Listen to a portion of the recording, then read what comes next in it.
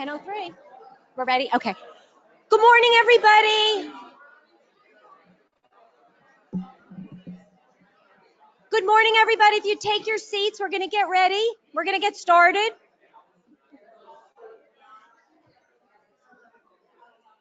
Good morning, everybody. If you could take your seats. We're going to get started. Good morning. Welcome, welcome to our first learning community of the new state fiscal year. Always confusing, but the fiscal year starts in July. So we have our first learning community, and I am going to do my best to try to hold the microphone right perfectly. So most of you who've been here before know that this microphone doesn't do anything inside this room. This microphone is for our remote sites and for our online participants. And in my last learning community, we record these as well, just so you know you're being recorded. And I took a moment after the last learning community to listen to myself, always a frightening thing, but I did, and I move around too much. I do a lot of hand motion. So I'm trying to not do that so that my online and my remote sites, high remote sites, can hear loud and clear. So welcome again. I'm Barbara DeGraff. I am your learning community facilitator. This is last year was our first year. This is our second year, and we have a great, I hope, resiliency series proposed for the Sierra region, the 10-county Sierra region. One of the things that let me flick. I've got to also not move and click to the new slide. So this should be interesting. Let's see if I can do that. Yay! So today we have a wonderful speaker, Matthew Redham. He is here from Trauma Transformed, and he's going to talk about their program. I sent out numerous emails to you folks. I would strongly recommend when you have a chance, go on their website and check out traumatransformed.org and see the offerings that they have. So we're very excited about Matthew. He's going to talk about trauma-informed systems, so a new take on the trauma-informed approach. And one of the things we're going to try to focus on this year is self-care as well. And so Matthew's going to speak to that as well. Here's Matthew. Hi, Matthew. He's our speaker. I'm just introducing folks. I also want to introduce our team, my wonderful, wonderful support team. I've got Shane Meserve in the back. Shane, yay! And I have Carrie Collins up front, and they run this equipment. And as well as many of you know who've attended strategies trainings, they do a lot of trainings for strategies. They're on the road incessantly. So they're from Anaheim office. Strategies, for those of you that haven't heard about us, most of you here today have registered, so you're on our mailing list. You should be receiving all of our information, but we're a 3-agency consortium: the Child Abuse Prevention Center in Sacramento, the Children's Bureau down in Anaheim, which employs us, and San Diego State University, and our goal is to elevate the field in family and child well-being. And that's what we try to do every day. I'm going to take a second now and ask, is it going to be you, Carrie, to come up and talk a little bit about some offerings for strategies? Do not fall. Good morning, everybody. I recognize so many faces in this room. It's really nice to be back here in Jackson. I get to come here 4 times a year. I think I need to have a condo here or something like that. So, okay, that would be fabulous. So I just want to make you aware of everything that Strategies offers. I invite you to go onto our website, strategyca.org, and you can see the library of trainings that we offer throughout the state. We do have some exciting webinars coming up. One, thank you for Barb for doing that, on October 9th, Mind Matters, Overcoming Adversity and Building Resilience, and this is by Dr. Carolyn Curtis. A couple of other webinars that are coming up. We have one coming up on the LGBTQ and kind of increasing our vocabulary and our understanding around that, and our own cultural proficiency around that. And then in January, I have one coming up on human trafficking. So, we have, just watch for a series of webinars that will be coming up throughout the year. So, and all of our services are free of charge to you. So, thank you. And correct me if I'm wrong, but the webinars are also archived and recorded, so which is really nice. I work in the CASA program in South Lake Tahoe, Court-Appointed Special Advocates, and I love to share with my CASAs these webinars that they can watch from the comfort of their home, and for continuing education credit and things like that. So if you can't be there that day, you can still see the offerings. And Carrie mentioned everything's free because we have funding from Office of Child Abuse Prevention. So we always want to thank our funder for giving us the opportunity to provide these services. It's a wonderful, wonderful program. Okay. Those of you that do social media, I admit I do not, but if you do, if you Twitter, tweet, or whatever, you can actually use one of these hashtags if you want to take a picture of what's happening. It's just a way of sharing the events that we're doing, and it's a way to promote these programs. Our goal is to get as many people to our different offerings, because if you don't come, then we're giving our information to folks. They're missing out. So the more that you can do, the more you can share, the better. So please feel free to use social media in any way that you do. Oh, and she's taking a picture right now. And then one of the handouts that you have in your packet, you've seen it before if you've been here before.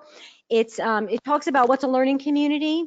I won't spend a lot of time on it. I just want to say that the idea of a learning community, slightly different from a training. Basically, the main difference in my mind is in a learning community, we really try to focus on a specific topic and bring together as many divergent voices in the field so that you bring your wisdom in the room to the learning community. And we always spend time at the end of the day on an opportunity for you to talk to each other and come up with a couple of ideas for what you can do to go back into your work and implement what you've learned today. So you know, training, learning community, we sometimes use the terms interchangeably, but really for me, the difference is that we want to make sure we give you that opportunity to bring all your knowledge together, because you folks have the knowledge. Okay. All right. And I just want to share with you also, if you go into your packets, handout number 2 is the results of a survey that was done. I don't know if anybody remembers, I think it was sent out end of June, beginning of July.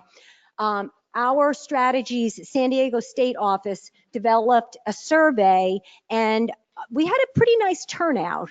I think across the state it was 80 plus people responded, but we were trying to find out about how did folks feel about the learning communities? Was it valuable to them? Did they go back and do something with it? And so we provided a little summary of the results. If you participated, great. We really appreciate that. The more information and feedback you give to us, the better. And I have a pretty thick skin. I appreciate constructive criticism that you know, would make the experience better for you. One of the things that we found was that of the folks that responded, more than 80% implemented something that they learned in their practice. That's pretty good. And then almost half shared something they learned with other people. Good as well. And the most important thing was the more learning communities that people attended, the better those outcomes were. So the more of you attended, the more you tended to implement in your practice and share what you've learned. So it's encouraging to me, because when I look at the attendance every time we have a learning community, I look at how many are repeaters. And like in our group today, I think I had only 8 new people, and I had about 20 folks that have been here before. So that's great. And that says that you're getting value out of this. And that's really, really important. And also, bring a friend. If you ever want, they're free, bring a friend. So today we have participants from throughout our region. We have the Hub, Jackson. Yay, you can wave to everybody. We have Bishop. Hi, Bishop, wave, yay. We have Loyalton, yay. wave to us, Loyalton. Markleeville, Alpine County, and then we have about 9 or 10 online participants as well.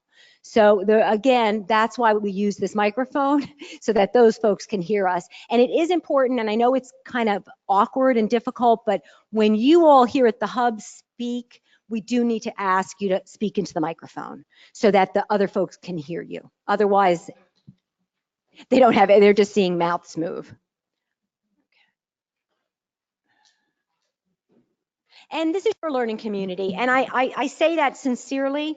It's really important to me that you tell me what you want, what you need. We are generously have mini grants provided by OCAP where I can pay for speakers and I can bring in folks. So in your work, if you come across somebody and you think, wow, that would be a really cool person to come and speak to the learning community, email me.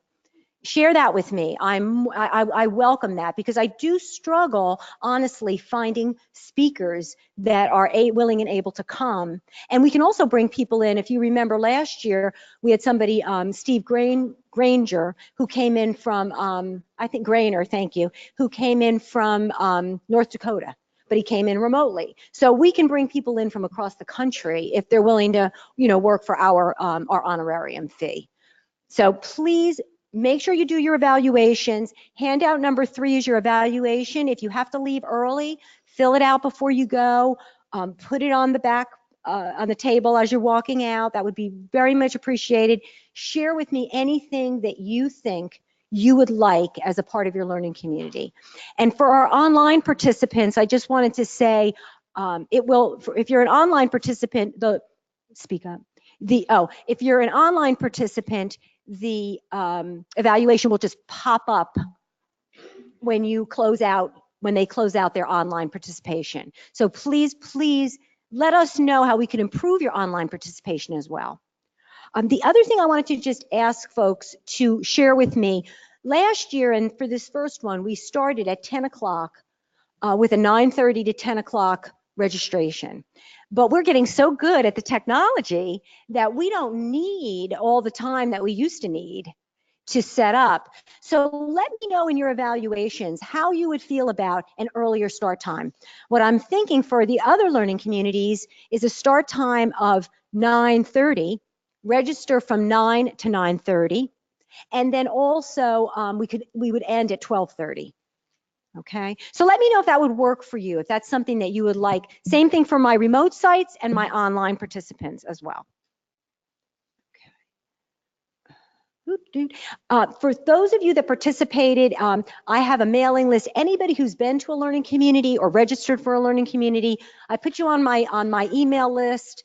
And when I send out any kind of registration notices, or I send out save the date notices, or I send out surveys.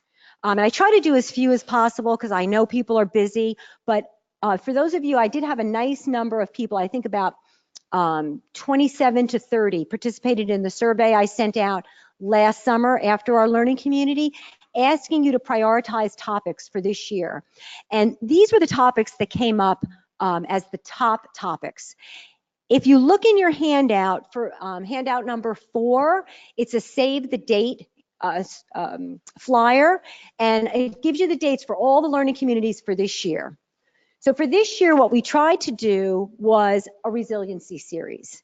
And I tried to be sneaky and build into all of the different resiliency series some of the topics that are of interest to you. So for this one, we're going to really talk about trauma-informed systems. We're always going to try to talk about self-care, because that's really important, and try to help you develop agencies that facilitate self-care for staff, because if we're not in a condition where we can do a good job, that impacts everything, right?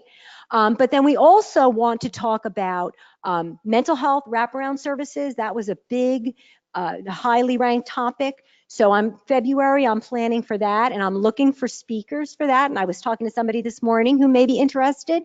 If there's somebody you'd like to speak, if you think they would be, interest, let me know. And again, our focus is going to be always mental health wraparound, how we use those to build resilient communities, agencies, and families. That's sort of the theme for our year.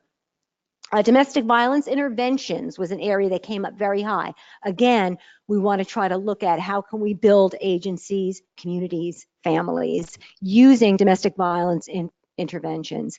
And then for November, our next learning community, which comes pretty quickly after this one, November 8th, we're going to talk about creative Child Abuse Prevention Month activities. And I'm inviting anybody from our 10-county region to come and speak. You can do it remotely, you can do it in person. We'd love to have you any way you want to come on and talk to us about highlighting some of the things that have worked for Child Abuse Prevention Month and also some of the things that haven't worked.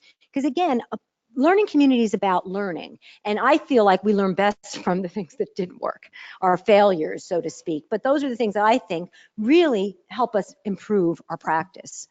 I'm trying to get somebody nationally to speak to us. I have an invite out to Massachusetts. They have a pretty cool program there. I'm waiting to hear back. But if you know of a state that you've seen and said, wow, that's really cool, they have a great program, let me know. I'll reach out to them and try to get them to come and speak to us.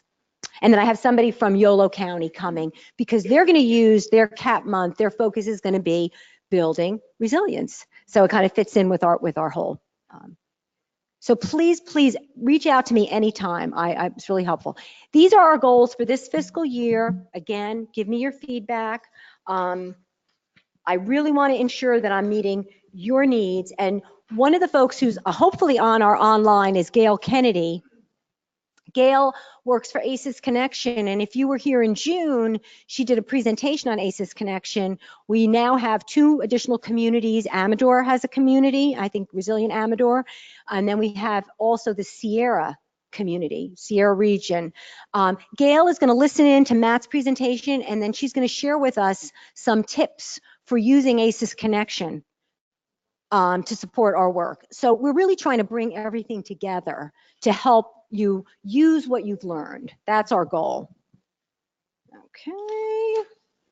Our learning environment, we always want to try to start and end on time, and we want as much participation as we can get. Silence your cell phones, put them on vibrate. I have to look at mine. My hubby's having this little eye surgery this morning, so I'm waiting to get texts from him. So if you see me looking, forgive me. And practice self-care. Use the restroom. We're not going to take a break until 12:25, so feel free to get up, get yourself coffee, tea, snacks, and have fun. That's always, I hope you have fun. Okay, for today, we're going to develop a common understanding of trauma-informed systems. Matt's going to do a great job exploring assessment tools, look at how communities can use trauma-informed principles to build resilience after natural disasters. That's something that folks have asked about, I know. And then again, have that time to exchange ideas. It's a lot of times when we were breaking for lunch, people were leaving, and I'm missing that part of the learning community, but that is really, that's the meat of the learning community, is when you can talk to each other about what did you learn and how can you implement. Okay. And then our flow for today, you'll see in the agenda. I've talked to most of you as you've come in, but we are going to take a 12:25 fuel break, come back at 12:30. I have heavy snacks, and then we're going to you're going to talk among yourselves for about a half an hour and then report out, evaluate the day, and then leave by 1:30. Okay, anybody have any questions? No? Okay, introductions. So we're going to try something different today. Shane, are you going to ask the online folks? So we're going to ask the online folks to chat in who they are. I saw another learning community did this, and I thought it was really cool. But if you don't mind, we're going to start here in the hub in Jackson. If you would just very briefly, your name and the agency you're from and your county. Okay, and I'm going to pass the baton. So you got to speak in. Yes. Can I add something? Wait, you have to. Oh, you've got your. Yes, please. Did I turn my microphone on? I better not have, because I used the bathroom. That would be Oh. awkward. You guys didn't hear me go to the bathroom, did you? This is creepy. I know it is. So if I could ask, I was going to do this, so I'm glad we're already doing it. One of the things we know about trauma is it's about patterns. It's about patterns that become fixed here, but it's also about patterns that become fixed in systems. And so when we move in a system, meaning a job, a family, a school, anything that involves us, we get into patterns. And a lot of times, the more pressure that system feels, the more stress, the more those patterns are designed to protect us, right? Does it make sense? So one of the things we do at Trauma Transformed, and we encourage systems to do, is to do very small things to break those patterns. And one of those things is many of us go from meeting to meeting to meeting. And a lot of times it's the same people at the meeting. And a lot of times it's the same stuff being talked about. So I just want to add one very simple thing, is your name, where you're from, and just one feeling word, where you're at right now. And that seems simple, and it seems trite, and it seems small. But when you think about the pattern of a system, the pattern is to what? Go. Keep going. Feelings are actually dangerous because they can get in the way of your productivity. They can get in the way of you being able to do your job in a way. Like the narrative around feelings is the same narrative that kids and families and communities that experience trauma have, which is the more vulnerable I am, the less effective I might be. And so to break that pattern in that system, we do something very simple. There's a difference between getting into the business of doing something and naming our humanity. Because we know that a trauma organized system, a bureaucracy, one of the main functions it has is to remove humanity. So I'm just going to ask that we do that. Yeah, sorry. This is odd because yes, it doesn't, right, it does. I want to sing show tunes. Hello, people. I often want to sing. We may sing together later, so it could be frightening. Are you willing to start? And then we're going to go to our online people, and we're going to ask our online people and then our remote sites. Connie Vaccarezza from Amador County Public Health. A feeling word, flummoxed. Oh. Joyce Peak, First Five, Calaveras, intimidated by that feeling that you just had. Like, I was feeling like, whoa, okay. Terry Lane from First Five Calaveras. Feeling, is that a word? Okay, that's my word. And just remember to speak up for the people in the back because that mic does not, it's for our other folks. Okay, I'm Carol Crofts. I'm from Pioneer Elementary School in Amador County, and I'm hopeful. My name is Meg Newell. I'm from Amador County, and I'm here for College Connect, Amador College Connect. And I honestly am feeling very empowered and in solidarity with Christine Blasey Ford right now. My name is Karen Redu, and I'm a student with College Connect taking human services classes, and I'm feeling content. Hi, I'm Carol Smith with Calaveras County Perinatal Substance Abuse Programs, and I'm feeling resilient today.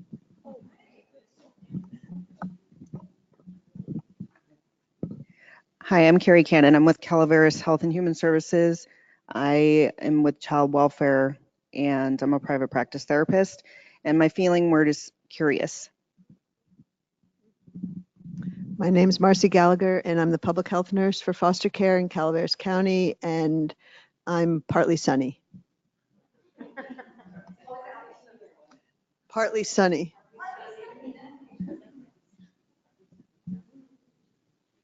My name is Luann Flannery, and I work with ACRA in Amador County, and I'm feeling happy today. So my name is La Fatima Jones, and I am from CDSS with the Office of Child Abuse Prevention, and I guess I'm the only one, but I'm feeling a little overwhelmed. My name's Tammy. I am a student at, that place. Okay, College Connect, and I am also with Hospice Grief Busters, and I'm feeling a little overwhelmed. I'm going to move over here.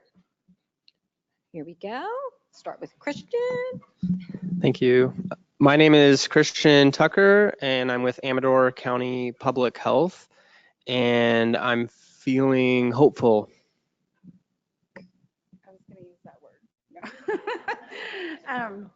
Vanessa Compton, Amador County Behavioral Health, and for transparency's sake, I walked in feeling frustrated. I'm hoping to leave here hopeful, though. My name is Alice Alk, and I'm with First 5 El Dorado, and today I'm feeling inspired. I'm Noelle Strapini. I work with Nexus Youth and Family Services and First 5 Amador, and I was feeling bogged down, but after hearing all of you, I feel a little more lighthearted. I'm Ellen Turner with New Morning Youth and Family Services in El Dorado County, and I am feeling very optimistic. I'm Maggie Judd. I am an employment training caseworker. I work for Amador County, and today I feel excited.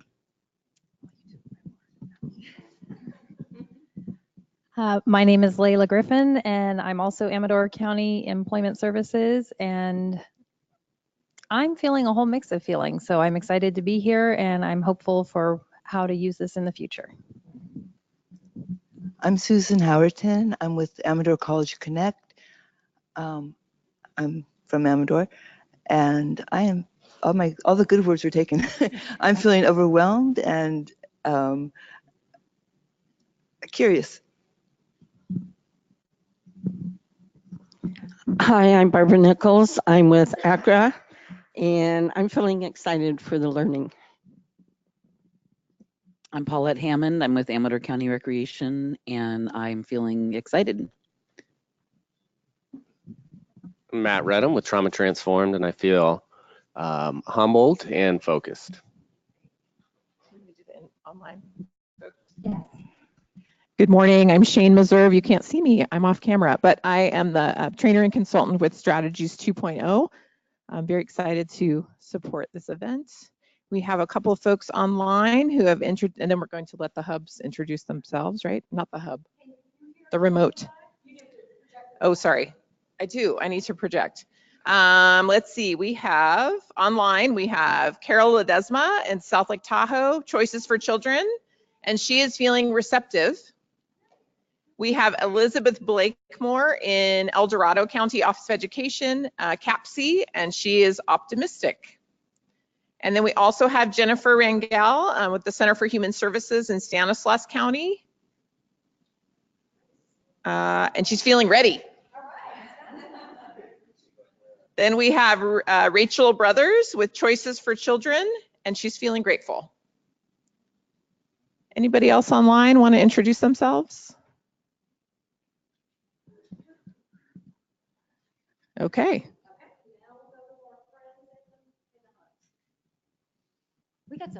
Who are we going to go to first? Carrie. Carrie gets to pick.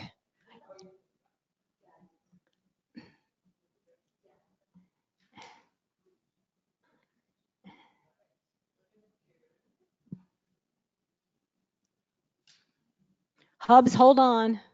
We're getting.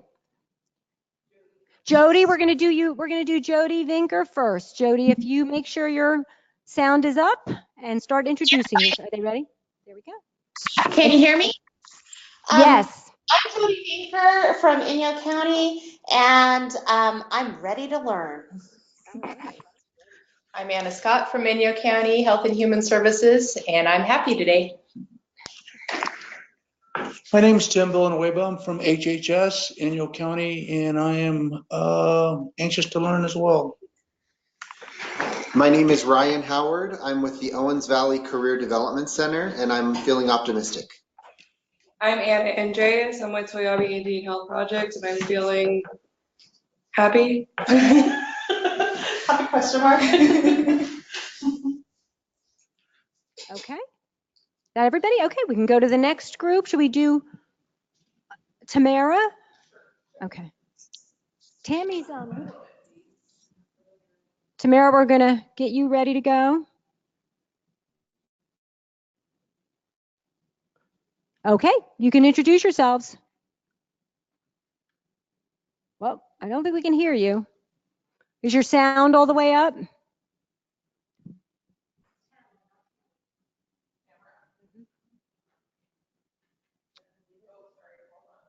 Wait, I think we didn't unmute you. Sorry.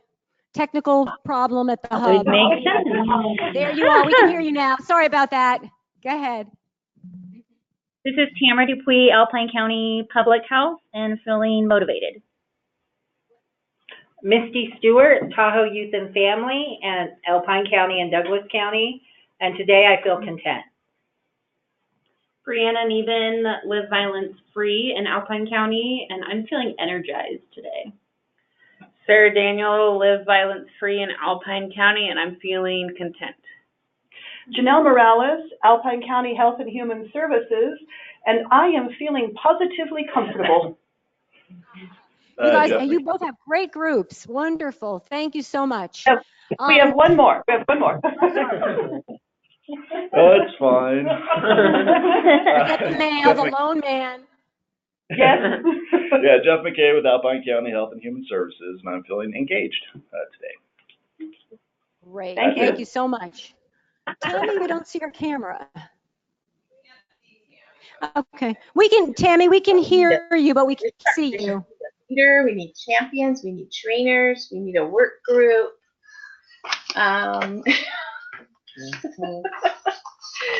Organizational assessments, but I mean, it's just us. Tammy, can you hear us? I can hear you, yeah. Can you hear us? Okay, do you introduce the folks in the room? We can't see you for some reason, but we can hear you. Tammy Muldoon and Kathy Bertinoli from Loyalton Family Resource Center. Is that just the two of you? You're two together? Yeah. Yeah. Okay, perfect. Thank you so much. Okay, great. We have a great, but I saw Gail Kennedy from ACE joined. So without further ado, I just want to go to one last slide. Now, what did I do with my? All right, before we go to Matt, come on.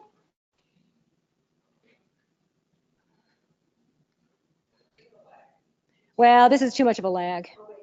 I think oh, now we went 2. Okay.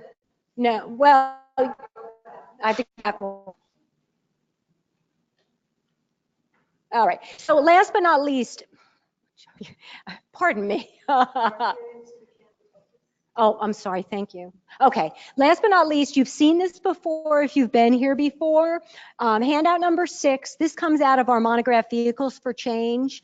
And we're really trying to promote Vehicles for Change as a way to look at how you do your work. And we're going to be integrating more of Vehicles for Change over the course of the year. But for today, what we're really going to be looking at are, again, these practice methods, because it helps to focus.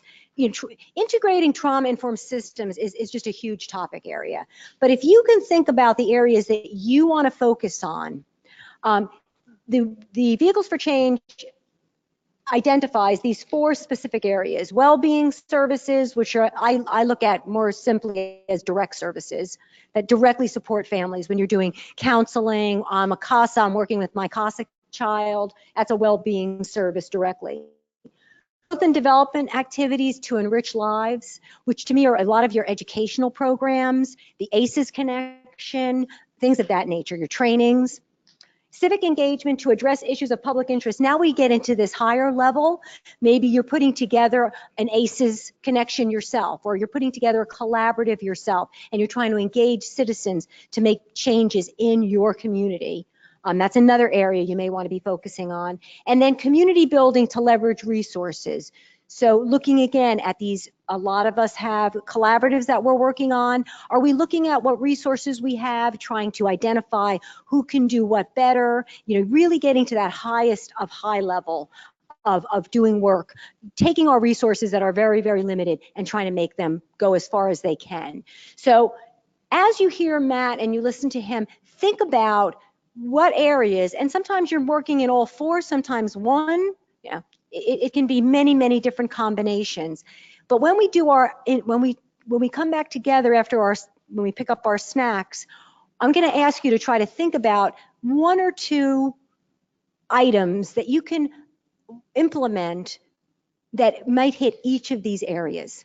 So you all have a little number on your badge that you saw when you came in, and on some of the tables there's a corresponding table number. So after we eat, we're going to come back together and you're going to go to the table that corresponds with the number in your badge, and you're going to think about, hopefully, these 4 areas. And I'll talk about it very briefly before we do that. But that's what we're going to try to do and see how that works in terms of then reporting out maybe one action you can do in each area. And I like to mix you all up because you bring different skills to the table. Okay, so we'll talk about that again as you're getting your lunch.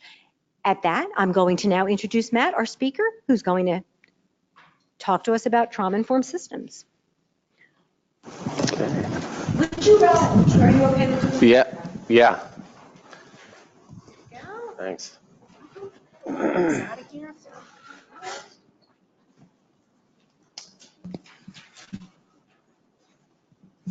All right.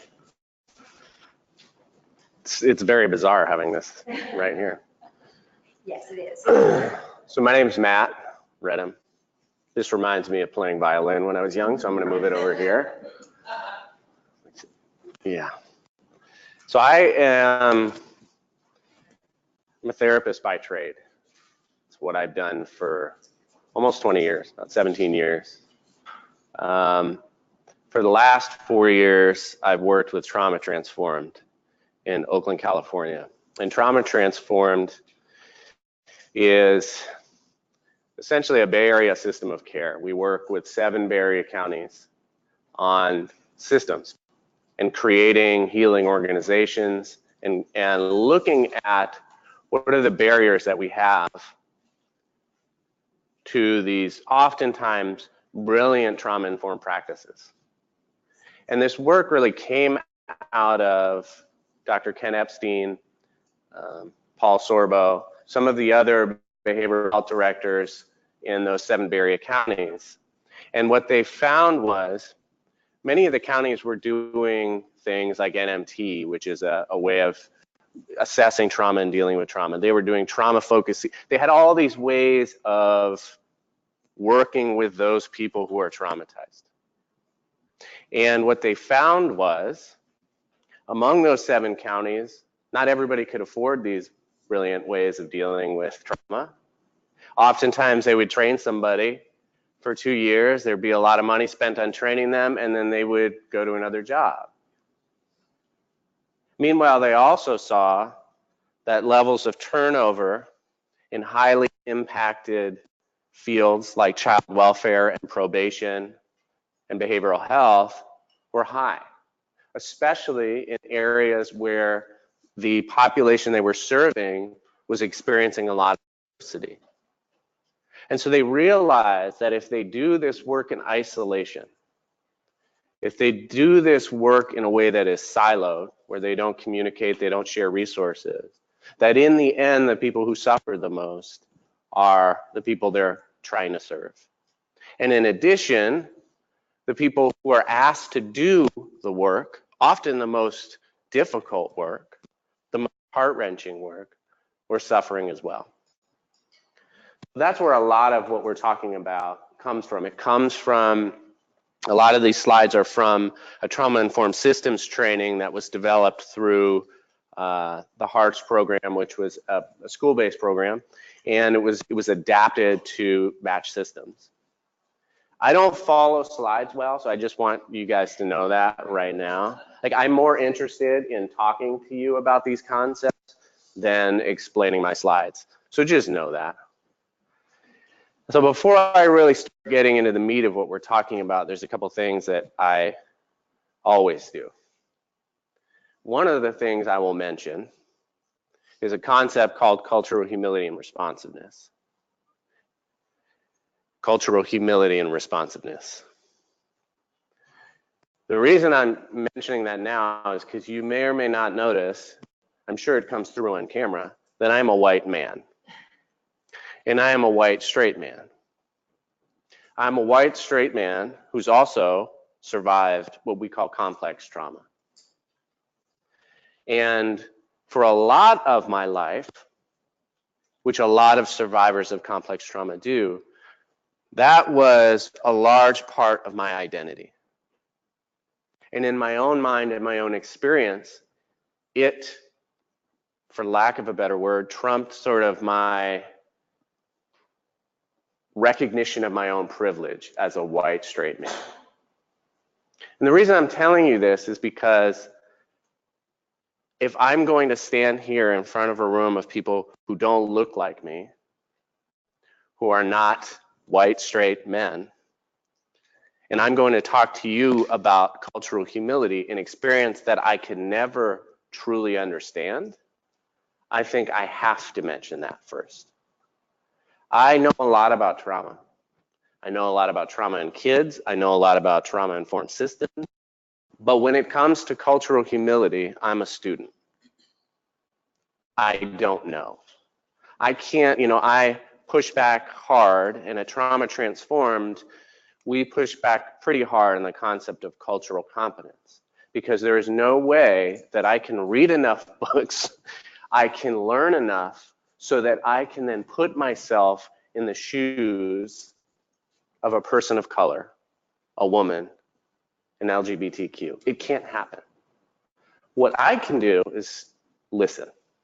And I make mistakes. I may make a mistake when I'm standing up here talking to you. And my job, if I make a mistake, is to listen. My intent is irrelevant. My words, pretty strong, pretty powerful. So I want to name that, because at Trauma Transform, we're going to have a discussion about trauma-informed systems, right?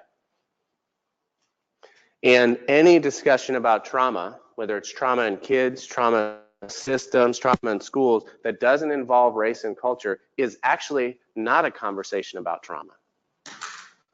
Because we know that trauma impacts communities disproportionately. It impacts cultures disproportionately. And there are historical narratives in our societies that if we are truly a trauma-responsive healing organization, we are not only aware of those histories within our organization, within our systems, but they are uncovered and recognized and discussed. So the perspective that we come from and that I come from behavioral health, mental health. The whole purpose of mental health is to decide what is wrong and fix it.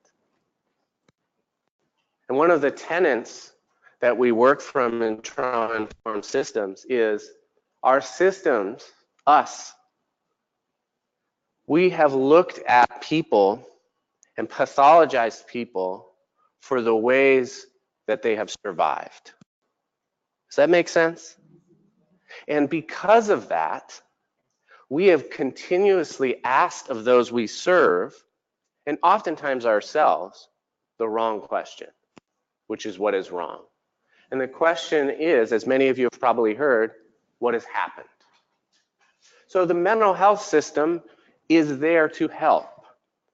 But 50 years ago, the mental health system was there to take people who looked and acted differently and move them away from us because we were uncomfortable. Fair? Yeah. Education. We took Native children out of their homes and put them in boarding schools so they would look and talk and act like us. Now, I mention these things because when I talk about a system doesn't exist in a vacuum. Much like a child or a family, it has a history, it has a story, and it has a narrative. If I walk into a new job in a system, how long will it take before I hear all the stories? A week, 2 weeks, about the shooting that happened, about the layoffs, about the person who got sued for sexual misconduct, whatever the story or the narrative is within a system, It's there and it lives. And just like in the body of a child, if we don't look at that and recognize that, in the body of any of us who've experienced adversity, if we put that aside and we pretend, no, that isn't there, what happens?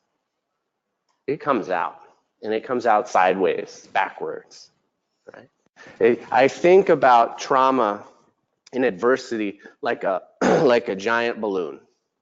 And we try to stuff the balloon down. And so we might stuff this part down, but what happens? The other pops up and pops up, pops up. And so, when I talk today, I want you to keep in mind, this isn't a recipe. Nobody has a panacea. Nobody has a silver bullet.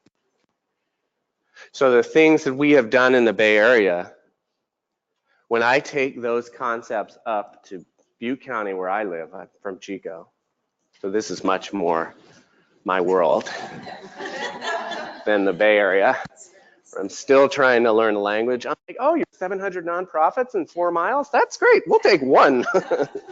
Sorry, Bay Area. But there's a reality that this looks different for those of us but in rural counties. But here's something we know when we look at adversity and we look at the extent of adversity, trauma, I'll use these words interchangeably, what are the populations most impacted? Urban environments and rural environments. Butte County has the highest ACEs, adverse childhood events, in Butte County and Humboldt. Per capita, the highest in the state. Although, if you were to take East Oakland or West Oakland and actually just assess that instead of doing Oakland below MacArthur Boulevard and Piedmont, you would get a different picture, wouldn't you? Even in Butte County, we have Chico and we have Oroville. And we're a little afraid to look at that as well. Yes, ma'am. I'll repeat the question. It's okay. It's okay. Go ahead. A few weeks ago, we had a training here or information. We were ranked third highest in the state for suicide. So there was a comment that there was a training here and that Amador County, did I say that correctly? We're ranked third in the state for suicides. I believe that. We know that when we talk about trauma, the number one most risky and how do I put it? Sort of the most high risk indicator is social isolation. Right? So if you are away from the access of a supportive system, that doesn't mean a family or a good friend. It means a community that can support you. You're far more at risk for your ACEs leading to negative outcomes. So when I talk about this, I want to recognize and name that I get that the things I'm going to present, you may sit there and go, oh, that would be great if we could do that. But we're spread across 3 hours from one side of the county to another. I want to recognize that.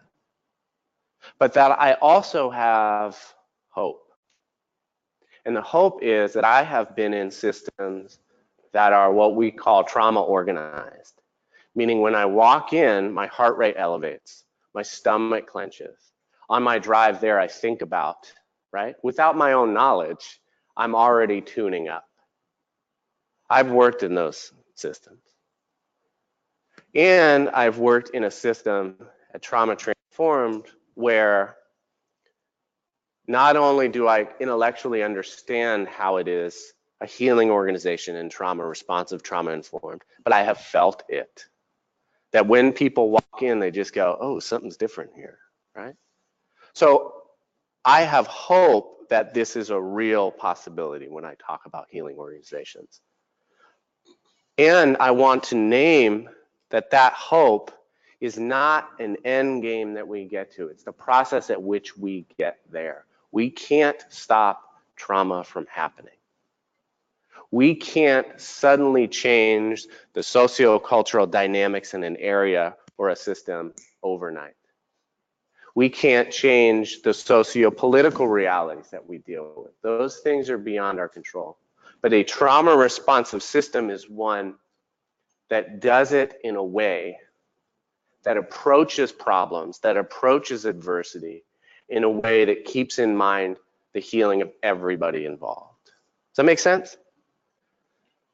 So I think about it as, for a long time in the literature around trauma, it's there is us, and then there is a line, and there is those traumatized people.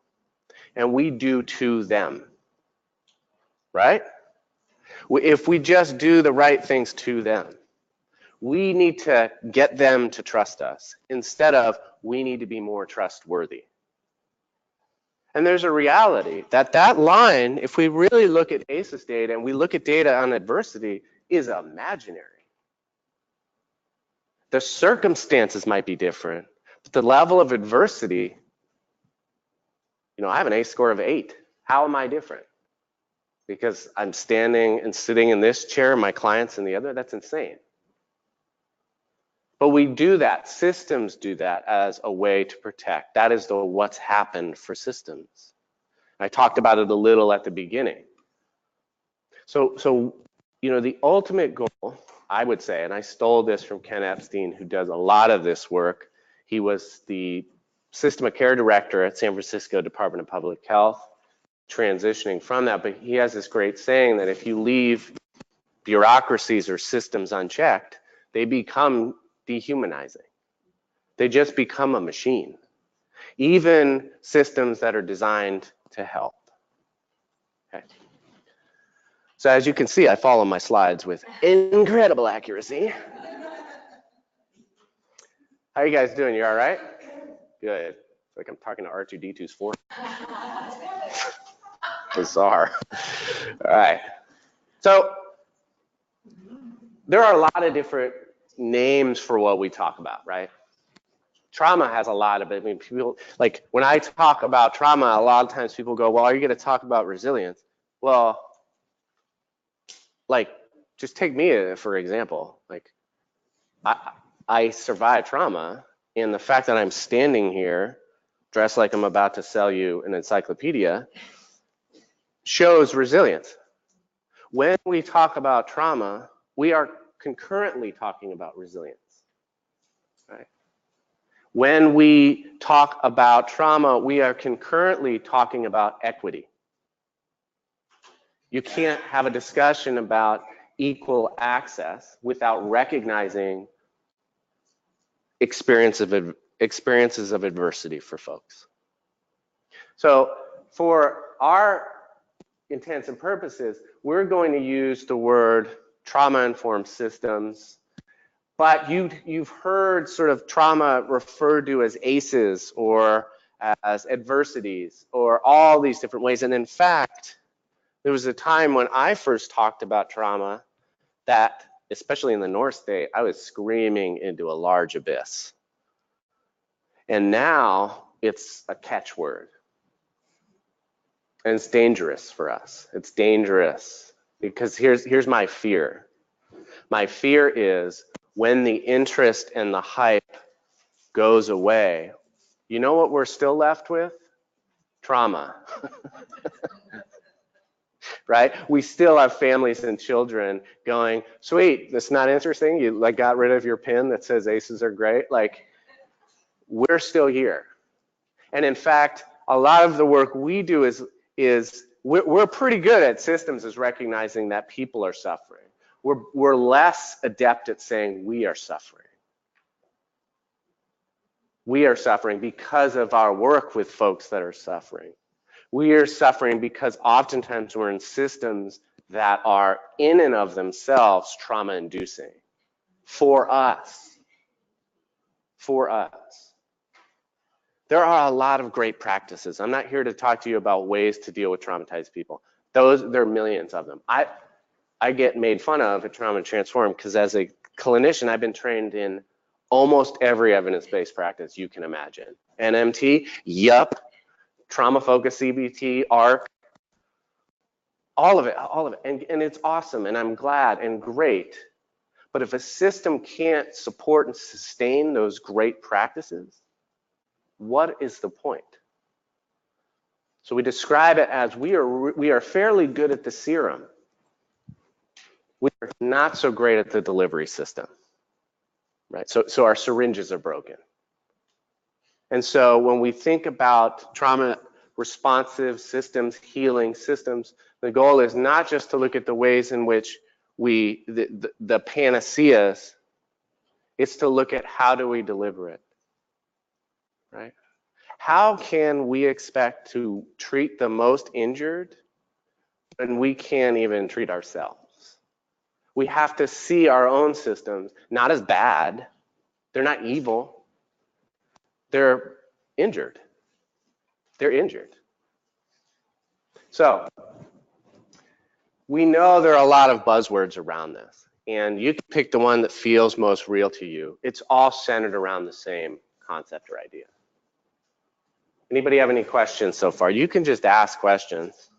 I can't move around a lot, but I usually have 3 spaces I answer questions from. Okay, this would be like my research space. So what I'm telling you is absolutely 100% true because I read it. This is my BS space where don't repeat that, you know what I mean? Like, don't repeat this to anybody with any confidence.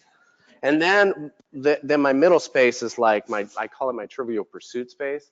So it's like Anne Frank's uncle name was Bert. And I get it right, and I have no idea how I got it right, but it's in there somewhere. That's where I live, by the way, so just be ready for that. So if you ask a question, I'll answer it, but just pay attention to where I'm standing. Well, Matt said, actually, that birds can talk. So I want to name something else, too. You'll notice that I try to keep it's real and then light, and I'm doing that intentionally.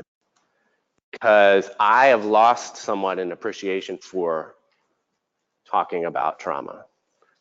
There was a point when I first learned about the concepts we're talking about, even though we're applying them to systems. And it was a moment, and the moment was this, like, I finally realized I wasn't crazy. And that's big, right? Like you go, oh, that's why I felt that way. So I've talked about this so much that I lose the awareness that may be happening for people. And even if it's not and they've heard it before, as soon as we start talking about adversity, 2 things happen. You go through a Rolodex of all the people you know, all the clients, the people you serve. You're probably your coworker. That's why she does that. And hello. And we go through a Rolodex of ourselves. And that's real. That's real. And so I want to name that. And if that happens while we're sitting here, take care of yourself. Get a walk around, move, ask to talk to one of us after. Just know that that's real. That's what happens when we talk about adversity. Okay, agreement? Good. So we work from 6 principles of a trauma-informed system. And I'll briefly go over each one. These principles are not like, brain science. They're adapted from SAMHSA principles. They're adapted from other trauma-informed systems initiatives that we've gathered. This is what fit best for SFDPH. This is what we disseminated region-wide. We've trained about 17,000 people in the same training in the Bay Area, and it covers these 6 principles. And each principle has its own importance, but really there are 2 which are highly important to us, which is understanding trauma and stress and cultural humility and responsiveness. We also look at compassion and dependability. How do we bring compassion into our systems? How do we bring compassion into the one-on-one interactions we have on a daily basis? How do we look at dependability as part of what we strive for? How do we look at safety and stability? So we know that when we experience trauma, one of the things that occurs for us is it limits our ability to what we call upshift from a level of danger to a level of safety, right? So safety allows us to upshift back into this space where we can relate to people, we can reason well, right? We can make creative and concrete decisions. So safety and stability are very important concepts. They have to do with the lighting. They have to do with whether you feel safe as a member of a system. When you leave at night, is there lighting so you can see? Do you have protocols if there's an active shooter? It's endless. Safety and stability can be thought of as emotional safety, and it can be thought of as physical safety, and it can be thought of as social safety. And then we look at collaboration and empowerment. How do we do with instead of for or to? I can do to a coworker, or if I am a manager or a leader, I can do to my system. I can do for them. If I do to them, what do? I rob them of their own ability and their own empowerment. If I do for, I rob them of their own ability and empowerment.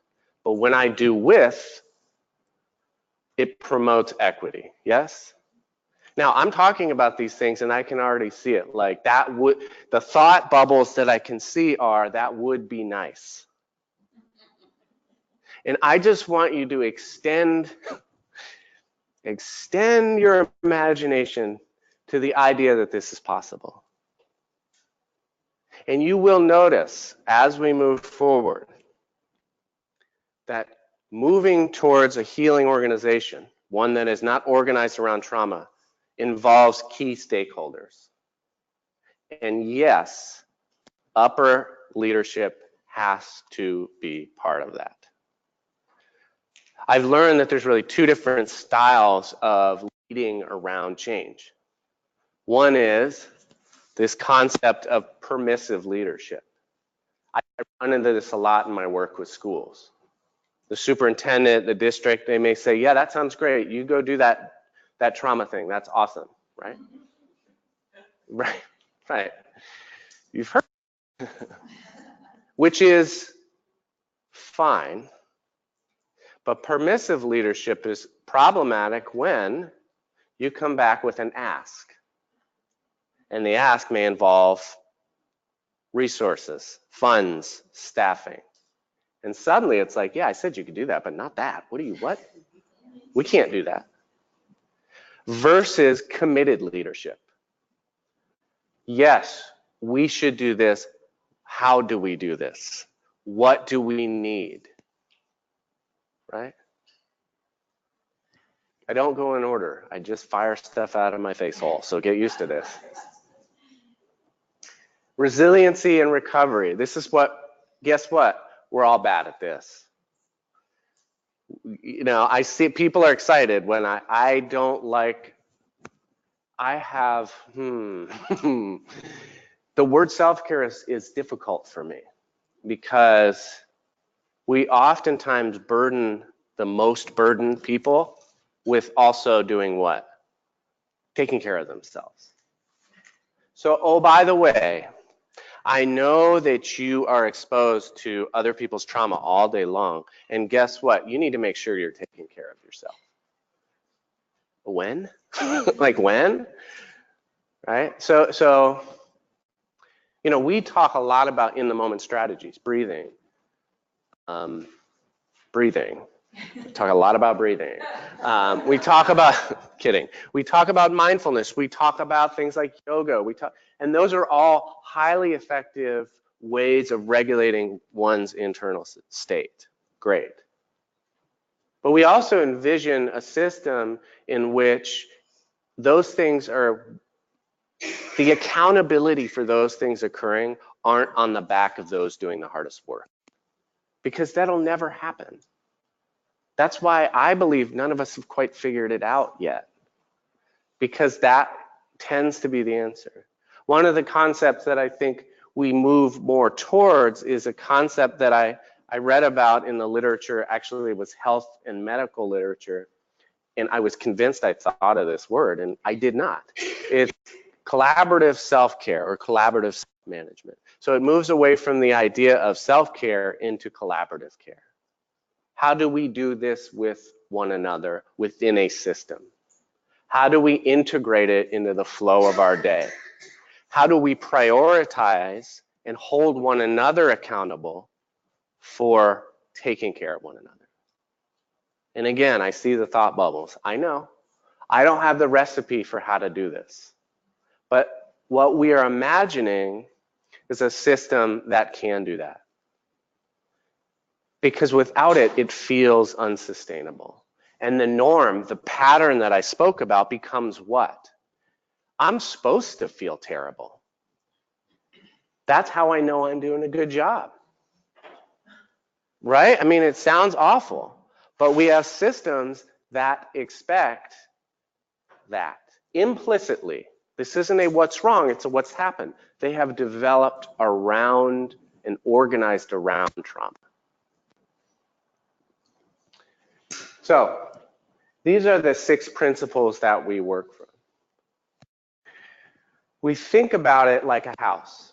And I'm going to ask you to get up and stretch because, yeah, I don't want to give you a break, but I also don't want to traumatize you with me talking at you for this long. So we'll do some stretches maybe. I'll pull a hamstring. You'll all laugh. It'll be great. This reminds me, so one of the ways we, yeah, see, I don't. One of the ways we survive trauma, right, is sometimes we as kids especially, we create different selves, right? Well, I was Don Johnson from Miami Vice for like 2 months straight. And so I wore a vest similar to this around New York City, just like, and I was on mission the whole time. So these jackets always remind me of this. So we think about our foundation of a trauma-informed system. Yes, I know, I'll explain it because the writing is super tiny. As understanding trauma and stress and cultural humility and responsiveness. Those are the core foundational elements.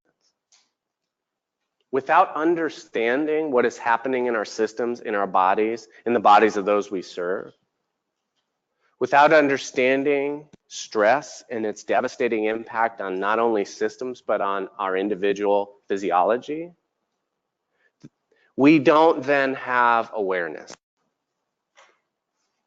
We oftentimes do things in systems that are super resilient and very healthy and very progressive, but we do them accidentally. We stumble into them. You ever had that experience? It's like you look back at it and you go, actually, that's really neat what we did there. The problem is when we do things without intention and awareness, our likelihood of repeating them is what? Minimal. When we talk a little bit at the end, which I'm not an expert at all, on community responses to natural disasters, one of the things I think about is oftentimes when a community becomes traumatized, there is nobody there to regulate the community, and they're being asked to heal themselves, and that's really hard to do. Because a lot of times we haven't thought about how do we heal from this. So it's very hard during natural disasters to do things with intention after they happen. Does that make sense? Yeah. So the foundation sets the stage for really, oh, there is a delay, sets the stage for the frame. And the frame are the other things like safety and stability, collaboration and empowerment. And these don't have to be your principles. Like these are not set in stone. These are just, these principles for us, we run everything we do, policy, practice, right? How we approach the system we're working with through these principles. And that's sort of how we know if what we're doing is trauma responsive or trauma inducing. But a lot of systems have other principles that they use. So if our structure is there, the policies, the practices, how we understand one another, the goal of that is they then support our furniture. So that when a big storm comes, socio-political realities, not naming any names, funding realities, right? State policy, state mandates, federal policy, federal mandates, the realities we can't control, that our practices, the things we do for people who are experiencing trauma are protected. Does that make sense? And practices isn't just what we do with them, it's what we do to keep ourselves healthy. But without a system around that to shelter them and protect them, those practices often go away very quickly. And we have seen that. I don't care what system we're talking about. We can all name 10, 11, 12 evidence-based practices, initiatives that have come and gone. And it's not because they're bad, it's just that one day we wake up and we go, hey, you remember that thing we had the thing on? What happened to that? All the time. And it's not the fault of any people or persons or leadership. It is the reality of systems that are constantly moving from crisis to crisis to crisis. And the system they have built around these practices is oftentimes a tinderbox. It can be blown over. So stand up if you want. You don't have to. I just want to move a little bit. You guys, I said stand up. What? Yeah, I have, no, I don't need, can you hand me my coffee? That would be great. Are you guys standing? Oh, they are. Look at them. Look at them up there. Hi, guys. Yes. All right. So just reach. The only rule about stretching is don't be a hero. Don't be a hero. I think on my 42nd birthday, I started limping because of my hip. Nothing happened to it. I just hit 42. All right. And maybe down as much as you can. Maybe, yeah, don't even, yeah, just breathe in here. Just breathe in. Maybe grab your coffee, drink it. Wrist stretch. Okay. Thank you guys. Have a seat. I feel trauma-inducing making you listen to me constantly without moving. I do. I really do. So. Why are we doing this? Why does this matter? I know probably a lot of people here, probably a lot of you folks know a lot about trauma. And so I'm not going to go into the ins and outs of what trauma does, but I do want to discuss a little bit about why we do this work and how what we know about how the human body gets traumatized, what that has to do with systems. So we know if we think about trauma as sort of being on a continuum, right? And we know it's more complicated than that, but on one end we have stress, right? And even with stress, we know that there is positive stress. It's good to be challenged. It's good to have a little stress. And we know that there's tolerable stress. It's good to have that moment before a presentation or some wariness about like, oh, I'm about to get married, or some tolerable stress. And then we move into this concept called toxic stress.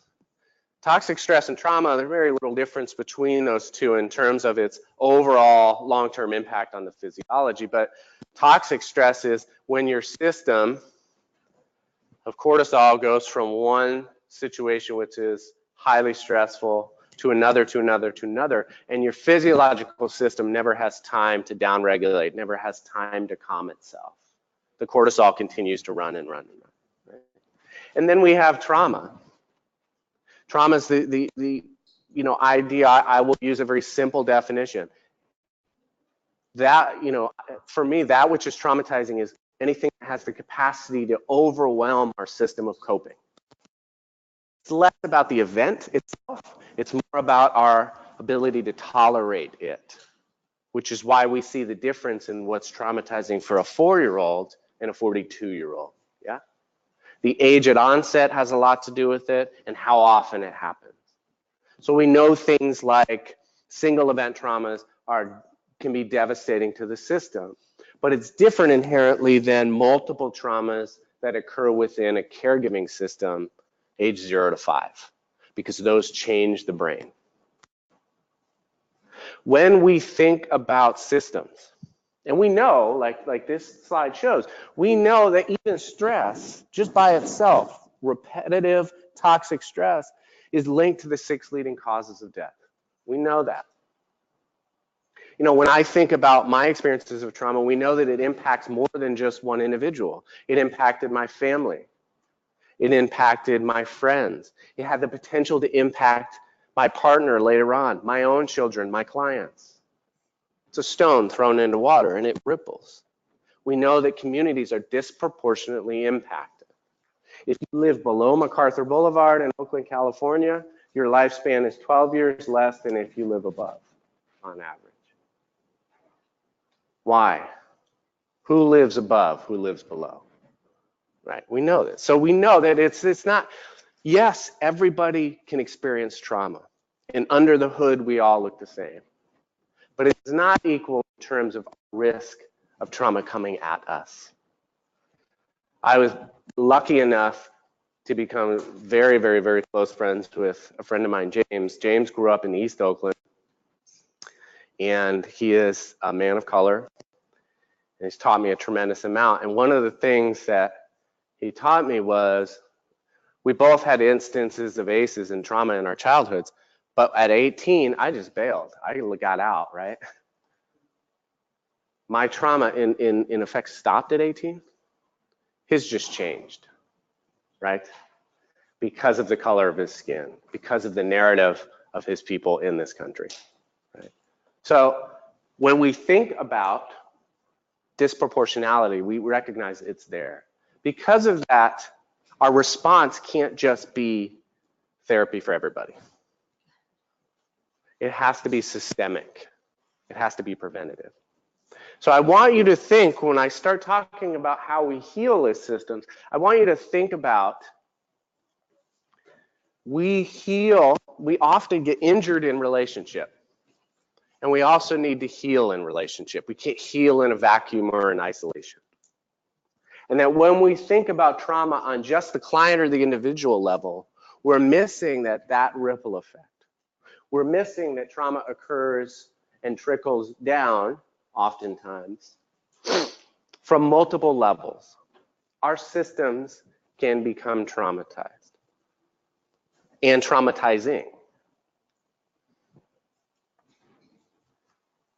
Some of the things we experience in systems are the things we have up here, the realities, paperwork demands, high turnover, feeling unsafe with clients, inadequate time for case consultation, technology demands, client needs versus trauma-inducing policies, hiring practices, promotion practices, termination, discipline policy. All these things are realities, traumatic organizational events, how we deal with them, how we don't. One of the issues when we talk to systems, especially system leadership, was, hey, it seems like every other week there is a shooting, either a school shooting or a shooting of an unarmed person of color. What is our responsibility to speak to that? Do we speak to that? How do we speak to that? And the answer that we often have is there is no recipe. But the fact that you consider that and you ask of your stakeholders, the people of color in your organization, other folks within your organization, and you have that discussion, that is actually the piece that is trauma responsive. It isn't just where you get with that information. Does that make sense? A lot of what we do is maddening for systems, because systems want a box to check and they want step-by-step guidelines and they want to go through it so they can say we're trauma informed, we're healing. And what they miss is the tension points, is it has to be guided by a different process. The process at which we get to places, the process at which we solve problems, the process at which we interact with one another has to inherently be different. The pattern has to be disturbed. So those are some of the organizational stressors that we see. So I want you to think about your system as a child.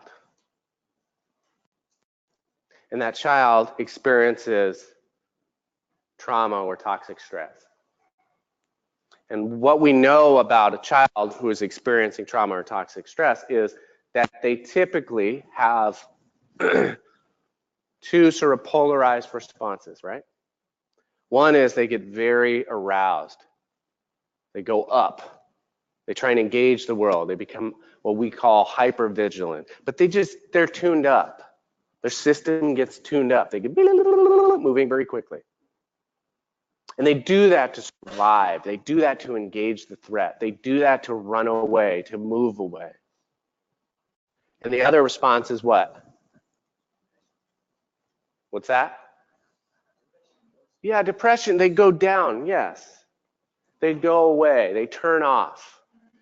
The nerd language is dissociation, but it's our ability to feel less pain.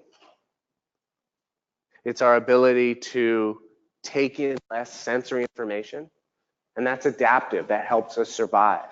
I survived that way. Thank God I did. The problem is with the human body is oftentimes when that trauma or that stressor is over, we still have those ways of responding.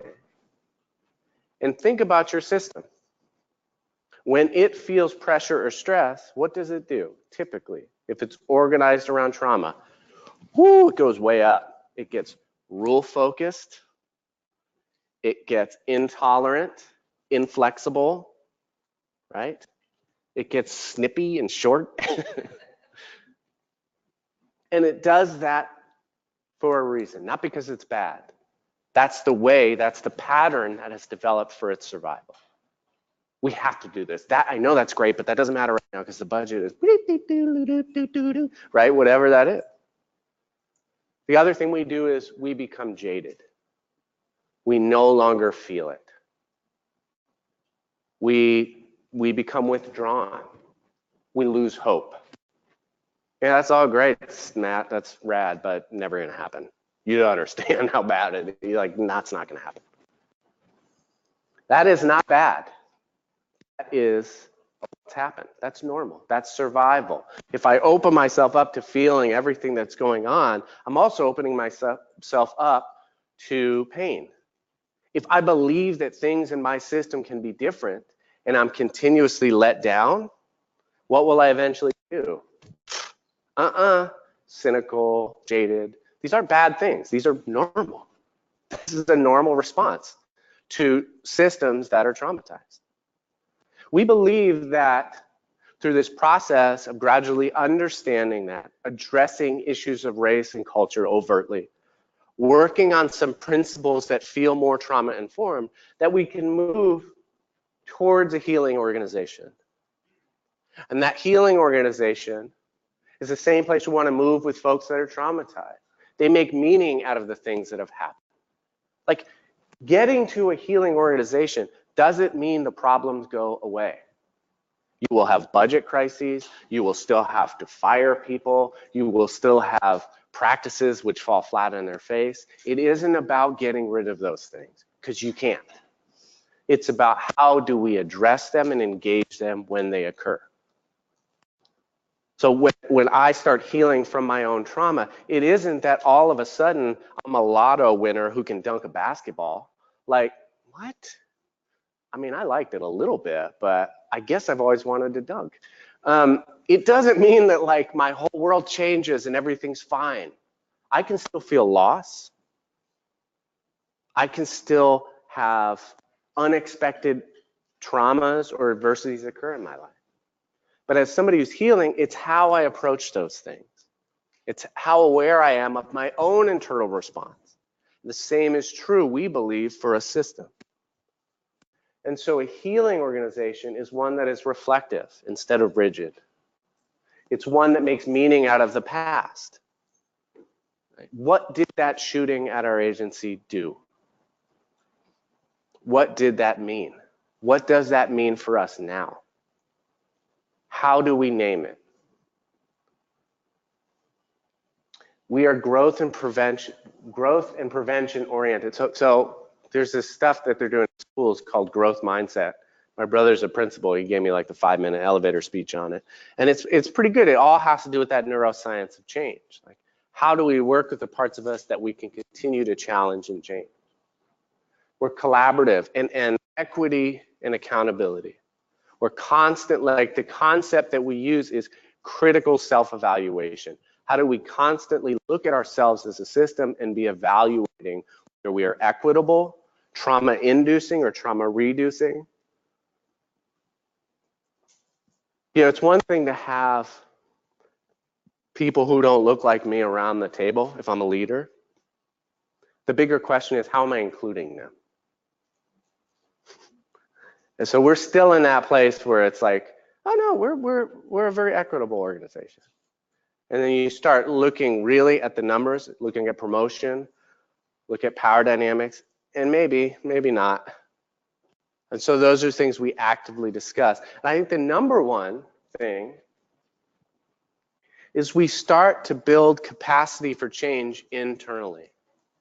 We stop relying so much on outside people to come tell us what to do, and we build the capacity for change internally. Yeah. Is it going in and out? Oh, it's red. Does that mean the batteries are low?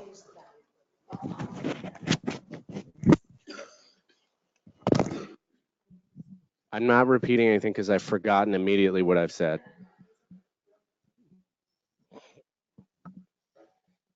How you guys doing? Are we all right? Do we need to stand again? You guys good? You need to tell me. Okay.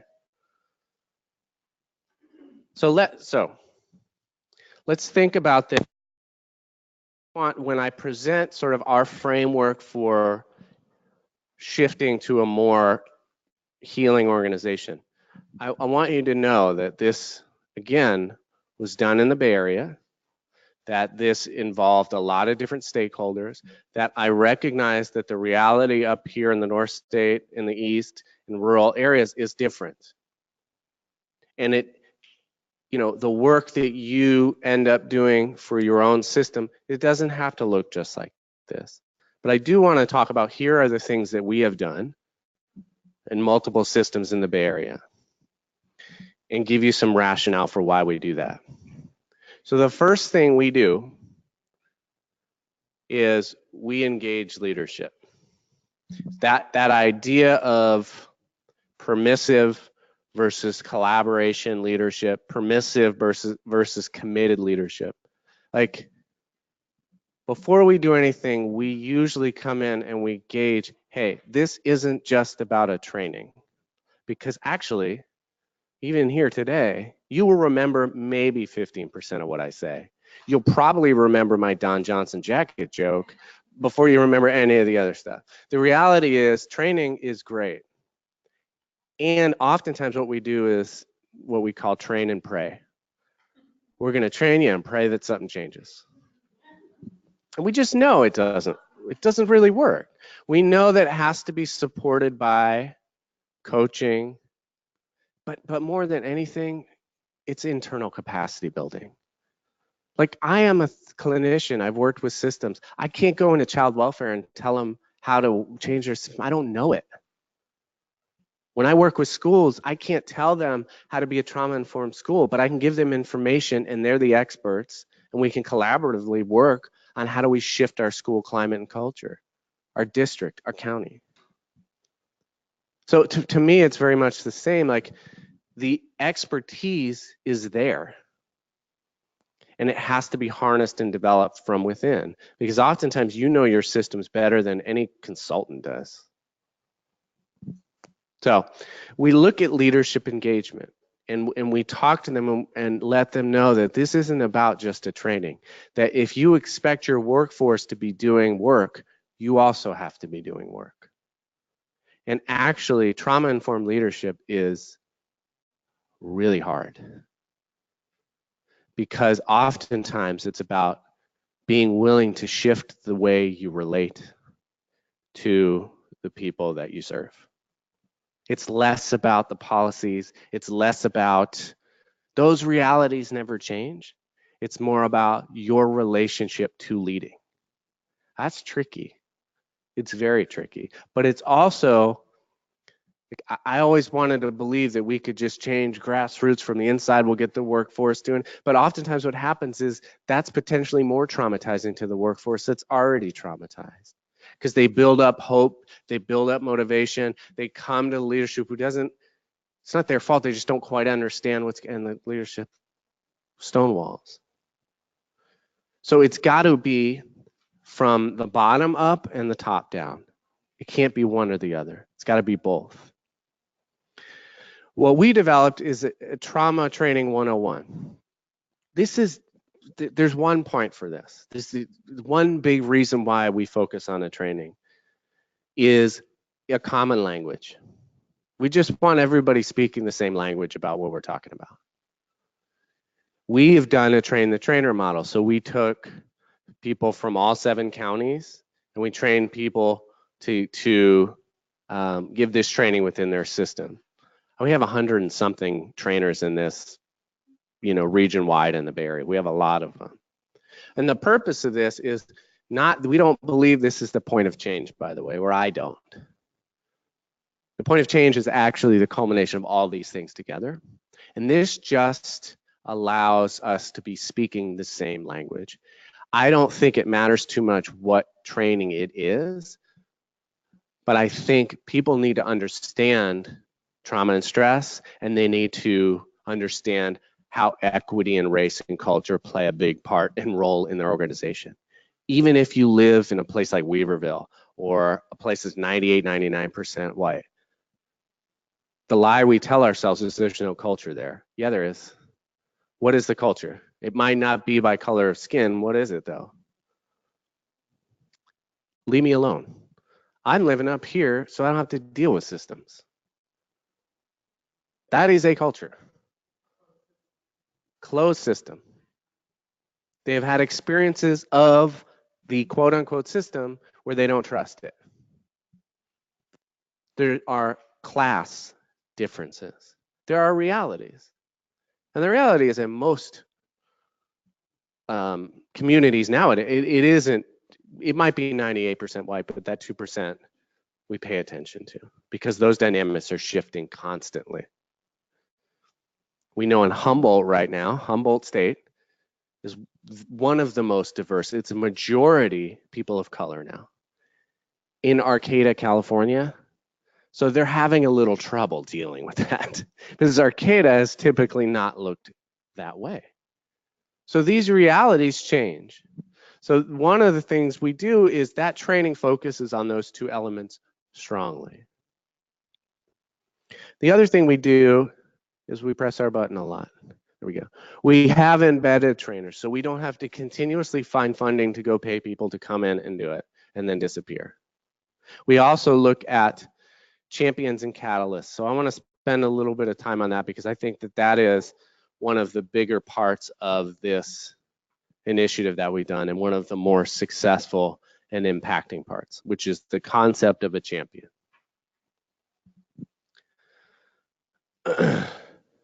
Champions, whatever you want to call them, they're embedded stakeholders. These are folks that, while they experienced the training, they might have had some interest in what was being talked about. How do we create a trauma responsive system? And champions are folks that are highly interested in the material, highly interested in changing their system. And oftentimes a champions group are folks, a vertical slice in the organization. Not just clinicians or not just folks that are upper admin or not, but that represent multiple layers of an organization. IT, janitorial could be part of it, right? Line staff, however it looks in your system. And those folks then take the concepts that we've talked about and make it live within that organization. They look at, okay, great, we've had this training, we have leadership on board. What do we do with this? Where do we want to start? And that conversation isn't guided by an outside expert, it's guided by people who know the system internally. So I know at SFDPH, one of the things they did is they spent a year looking at the concept of respect in the workplace. So they define that, how that looks, how that feels. How do we talk to leadership about respect? What does that look like? Other times people might look at, hey, we're having some trouble with cultural humility and responsiveness. How do we begin to address that? How do we problem solve around that? We might look at safety within our workplace. And the catalysts are folks that are intermediaries between that group of people and leadership. Now, in smaller systems, I don't think you'd have catalysts. I think you just have chances for those champions groups and leadership to meet and talk about what's going on. Now, leadership has its own responsibility. And one of the things that we've done in the Bay Area is, for example, we had a group of CBOs go through community-based organizations, nonprofits go through this training and this process as well, this initiative. And that leadership would meet, the leaders of those agencies would meet together in a cohort. And their work was, let's talk as leaders about what this idea of leading from a trauma-informed lens means. Because only another leader can really understand like that concept of like, when do we talk to our workforce about outside, you know, the shootings of unarmed Black folks? How do we do that? When do we do that? What do we do when there's a fire? What do we do with socio-political stuff? And there are those realities. How do we change our crisis policies? Because they don't seem to take trauma into account very well. So we have two bodies that are working simultaneously on this issue in different ways. Leadership cohorts and then the champions group. Anybody have any questions about that? It sounds real simple and nice and neat. Guess what? It's not. Let me tell you. It is not. All right, stand up. I can see it. I got it. So one thing about being a therapist, you can see dissociation really well. So like you look at me, but you're thinking about Oreos or like tomorrow or the weekend. So why don't we stand up, you folks too, real quick. Take another stretchy.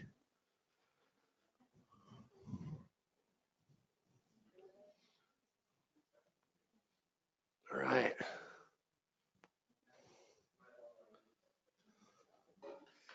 Okay.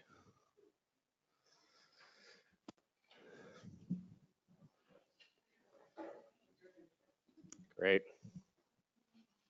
Yes, sir. Is that a question? Yeah. Can I give you this thing? Okay. Hold on.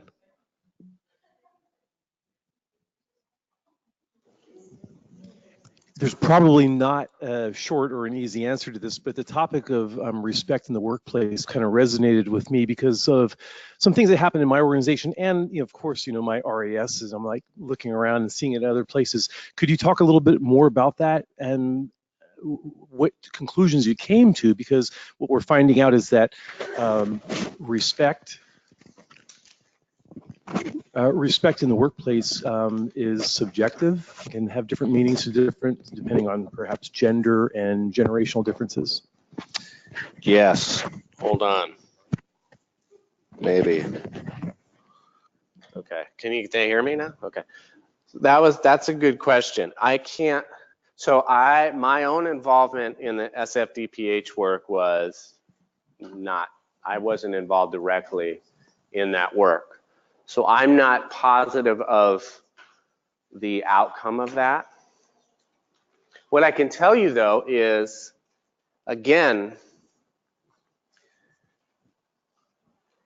here's how I would think about that work if a group came and said, this is what we're having issues of respect.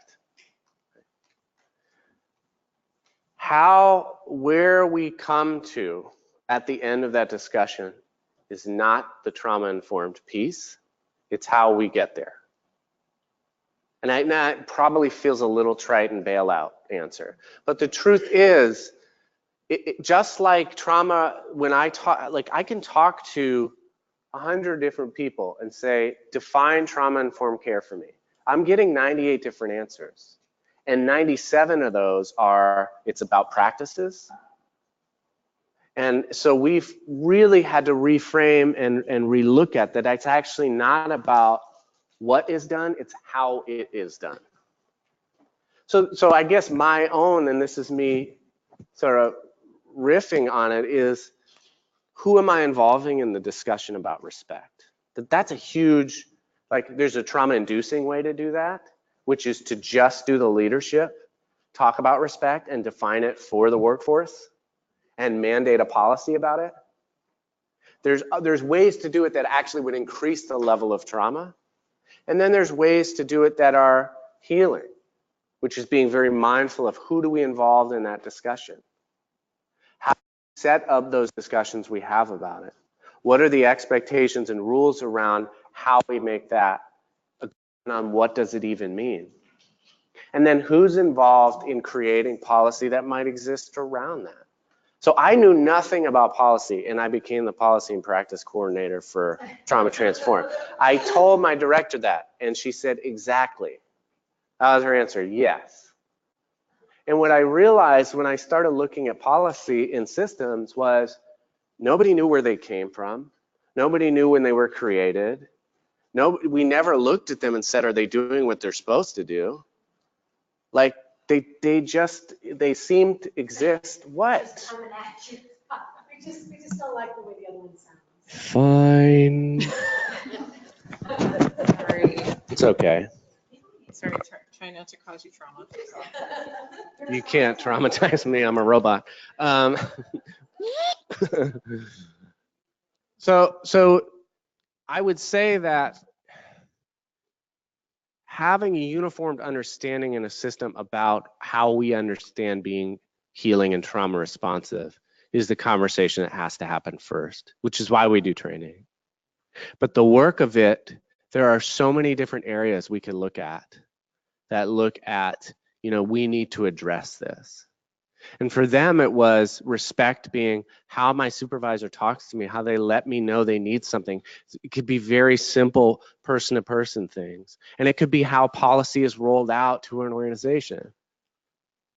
And even shifting those patterns of how we do things around the business of what we do can shift the culture of an organization. So I don't know if that answers that at all, but does anybody in the virtual world have any questions? No? You guys know all this stuff, huh? I'm just giving you. All right, so the last piece of the trauma-informed initiative is evaluation. So we want to I'll be straight. How do you evaluate this? It is next to impossible. It's very hard. How do you evaluate whether you're a healing organization? That's hard to do. There's little pieces you can do around it, like, do I like my workplace? We'll talk a little bit about trauma-informed agency assessments, like organizational assessments about trauma, and they help, but they're really snapshots of where you're at. They're not something you use to say, we're getting there, although they can be. So the organizational commitments that we use, and again, this is just sort of how we approach this was, and I've talked about a lot of these, I don't want to get into it too much, but we have some commitments around what are the principles that we want to work from. What is most important to us? For a lot of the organizations, it's understanding the role of trauma and stress in their organization and in the population they serve, and it's understanding cultural humility and responsiveness in the organization and in the community they serve. And then sometimes there could be different things that surround that. But usually the way we communicate is a big part of it. Usually our environment and safety is a big part of it as well. We our leaders begin to lead from a healing lens. And I'll talk a little bit about that towards the end, we have some trauma-informed leadership competencies that we've developed. So some key areas that we encourage leaders to work from. And then we embed trainers within a region. It doesn't have to be within a system, it can be within a region. And then we develop and enhance policies, practices, programs. So this is just the way we went with this stuff. And then we evaluate consistently.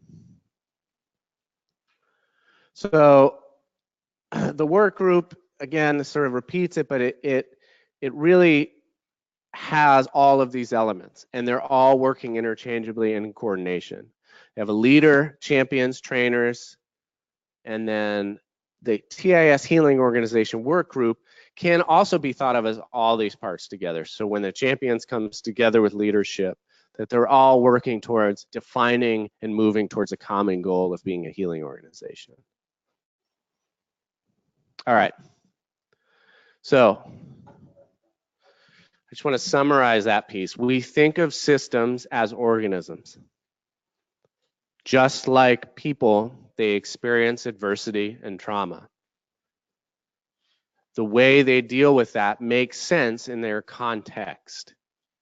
They become jaded because it's too painful to constantly feel. They become rule-focused. Our humanity is burnt out of it because it's our way of managing chaos. And those are two what's happening responses. They're normal given a trauma-organized system. We believe that if we begin to address this internally, and we begin to commit to certain principles, that we can begin to become aware of the ways in which we do that and seek to change them. So just like we know and have to believe that a human can be resilient and recover and heal from trauma, we also believe that systems can do the same thing. And as a reminder, the end game isn't that trauma and bad things don't happen. I can't promise that to any kid I've ever sat with. And the people I sit with and love me can't promise that to me. They can't. The system can't promise that. But it's the way, but we do know that although we can't necessarily eliminate trauma, we can change resiliency. We can add to resiliency. Resiliency is malleable, it's changeable. We can add to it like it's a bucket. And that's how we counter systems that are experiencing trauma. Does that make sense? I know, like, this is always hard for me to talk about because I recognize, like, I bailed out of systems. I pulled the ripcord. Like, I've worked for myself for a long time. And the system that I chose to go back into is super healing and progressive and great. So I feel sometimes trite talking to people who are oftentimes bleeding in systems about, hey, just, like, I get it. It's hard. But what troubles me is if we lose that hope and that faith that it can change, it puts in front of us some pretty significant questions, which is, am I willing to sacrifice my own health and wellness in the service of whatever I do? And is it right that that is even my choice? And we don't believe that that has to be the choice for a workforce anymore. It can't be, it can't be, it can't be. So I'm going to talk a little bit about assessments. Assessments are simply a way that we can capture how our workforce views our system, how our system views itself, okay? Again, so we did this with like 90 organizations around the Bay Area when we first started the grant. And think about it this way, that it's we use the trauma-informed agency assessment from Maine Thrive. It's validated and reliable. And so we disseminated it to these 90 agents. So we gave it to a bunch of people and in different regions. And we got the data back. And you gotta think about it as like, it's a 1 to 5, I think, rating scale.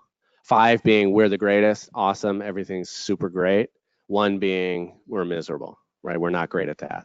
And it looks at cultural humility, it looks at safety, a bunch of different aspects of a trauma-informed system. And guess what the data showed? Where did they land? What was the average number? 1, 2, what else? 3. Everybody's kind of good at it. And we knew that, right? Like we knew that that would cut. This wasn't, so like the largest discrepancy was like between 3.9 and 3.0. But within that, there were areas which people felt they really were not excelling, involving quote unquote consumers and cultural humility. And one of the biggest ones was commitment to a trauma-informed philosophy, which we took to mean this is going to go away. We're actually not going to do anything with this.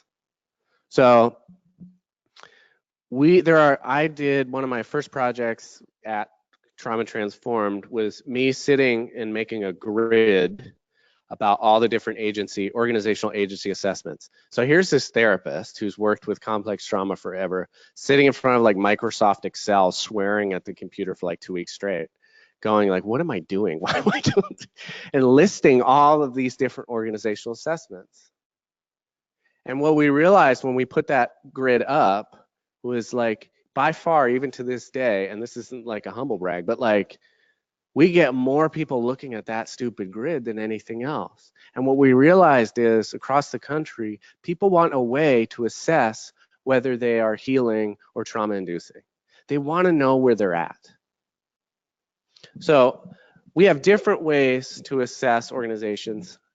There's the trauma-informed agency assessment from Maine Thrive. There's the attitudes related to trauma-informed care.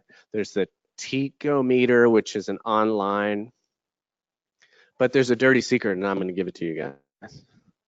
All of these come from the same thing, which is Fallett and Harris did a homelessness, did some work with, I can't remember the name of it, so I'll butcher it, but if you Google Fallett and Harris scale, they have 160 question scale. So it's too long, it's really long. But most of what we look at comes from that one sort of platform or organization of questions. So there's the Orchard Place assessment that's more used for residential. There's the UCSF, which is used for residential and outpatient care. There's environmental scans. These are just one-page things where you can go around and look at how trauma-inducing the environment might be. And one of the things that I've done with some agencies is develop their own assessment, right? Because the reality is whether it's valid and reliable actually isn't that important in this. You just want a sense of where you're at. And what I've also found that when we look at agency assessments of trauma-informed organizations, by taking the assessment, you actually learn a lot about what we're actually talking about. So when I first read the TIA, I was like, I didn't even think about lighting in the parking lot as a piece of trauma-informed organizations. I didn't think about whether or not we talk about clients in a place where other people can hear. Like, so what it did for me, even somebody who is steeped in trauma, like I gained a greater understanding of actually what we're talking about. Does that make sense? Yeah. And so I think with this, what I'm showing is there's no one way we do it. And I think there are some assessments that are free and accessible. There are others where you have to go through some hoops to do it. And then there's the option of just creating your own, putting it in SurveyMonkey and giving it to your system. And part of what we do with that then is the champions group will take that data for a system, right? And say, hey, we're really low here. What are we gonna do? Right? So at East Bay Agency for Children, who runs Trauma Transformed, we looked at the fact that our crisis plan was not great. What happens after a crisis? Whether somebody, you know, how do we approach that? And I researched in the policies about crisis planning. We found one in Ireland of all places that was brilliant. It brought in traumatic stress. It had all of this language around crisis debriefing that was already there for us. And so one of the things the Champions Group does is how do we implement that? So they consistently and sequentially look at areas that seem to be of greatest importance, and then they work with leadership to begin to address those slowly. So that's one way we use those assessments. So I want to talk a little bit about, and then we can have some time for questions, or I can keep talking because God knows I can do that. And one of the things that this was, again, not an area that I knew much about when I started at Trauma Transform, but I've learned a lot about, and I've gotten to learn from some amazing folks like Ken Epstein and Antoine Moore and some other people. And, you know, just like we have a language and expectations of our workforce around competency, we realized that it was really hard to define trauma-informed leadership. What does that mean? How do we think about that? And so we started looking at the work that Ken and Antoine had done, and then some of the research that I was doing on just leadership practices in general, and we came up with a very broad base of competencies, things that we believe leaders should know about and should begin to practice. And so I'll talk about some of those. The first, probably and most impactful, is the concept of relational leadership. Has anybody ever heard of relational supervision or relational leadership? Yeah. What do you know about that? Hold on, let me give you this. Wait for it and begin. The way I understand it is that you build your relationship before anything else, checking in with people, how are they doing, knowing if, you know, people that you're working with are facing something outside of work, being able to check in with them and have them feel safe to share with you what's happening outside the workforce. And yeah, it's building relationships with each and every, you know, person you work with. Yeah, and so that when we think about relational supervision, for example, it's like it says it is. It's before we give solution and we center the relationship in an egalitarian sort of equal way. That we pay as much attention to the process in the room as we do the solution or what needs to be done. Relational leadership is very similar. Leadership can be thought of in terms of how do I lead in a way that maximizes the productivity of those that I'm leading? How do we make the most widgets? And it thinks about systems as mechanical, not relational. Relational leadership looks at systems as inherently relational entities. And that centering relationship in the moments and in policy and in practice is a large part of relational leadership. The simple way of saying is, do I walk the talk as a leader? If I am implementing and want to implement trauma responsive strategies, and I am not practicing that, from a relational leadership perspective, those that I lead will see that, and it will destroy the fabric and the culture of that system.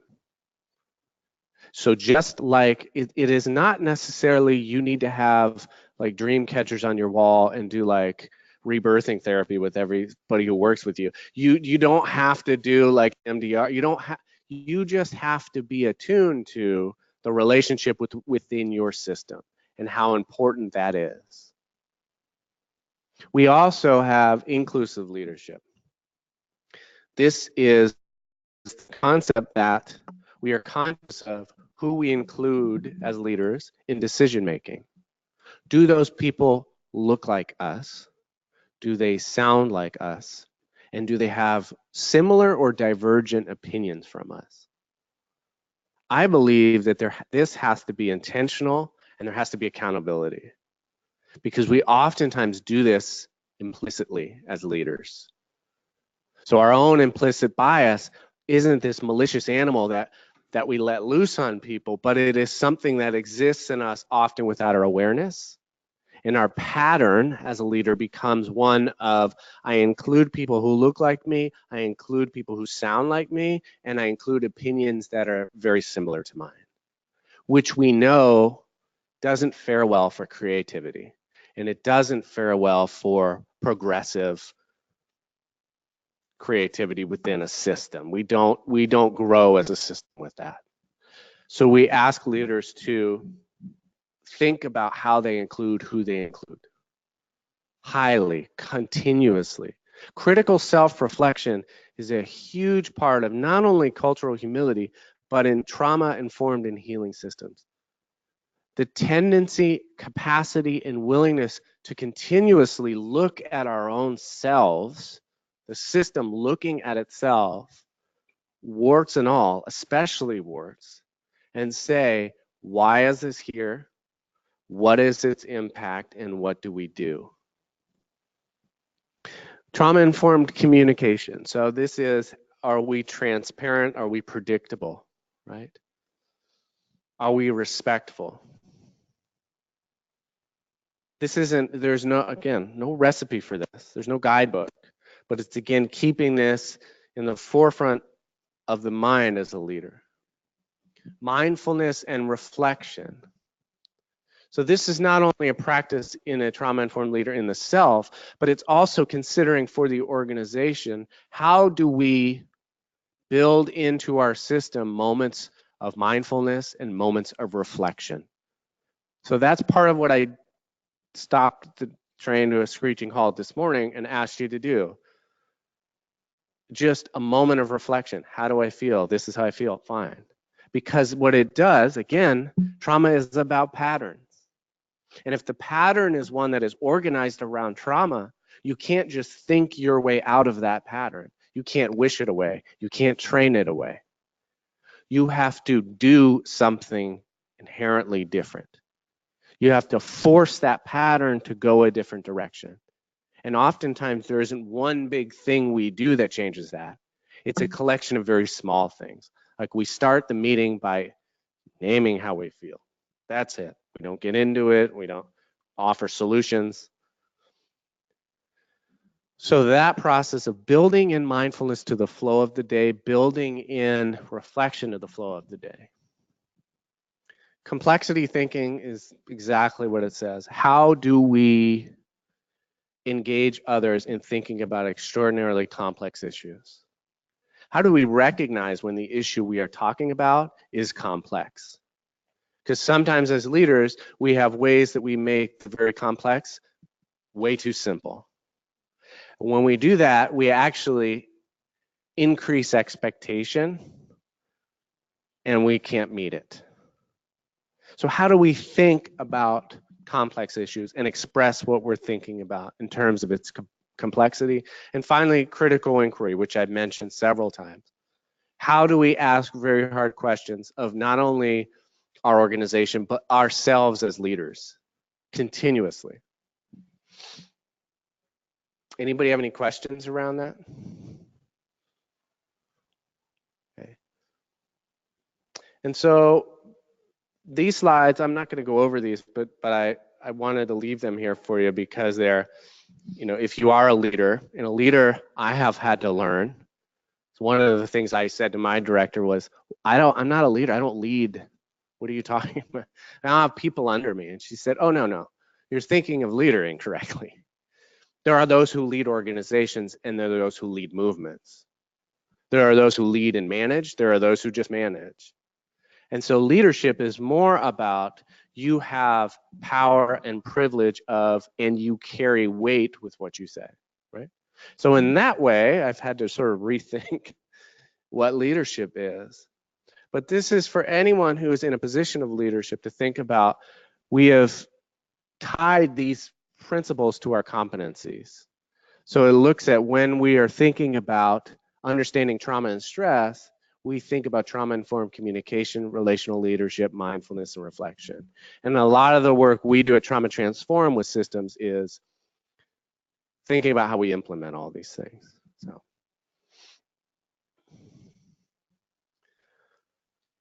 So I wanted to leave some time to talk about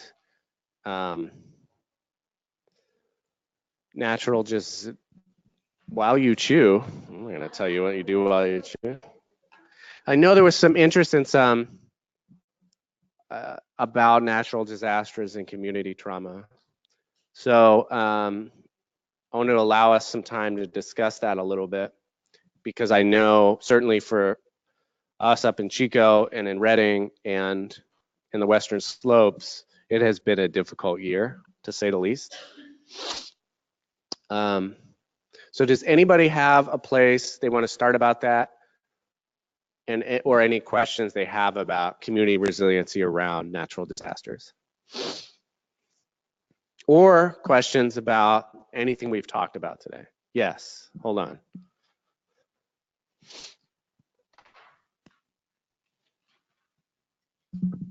Do you know the name of the crisis debriefing, either strategy or process from the Ireland group?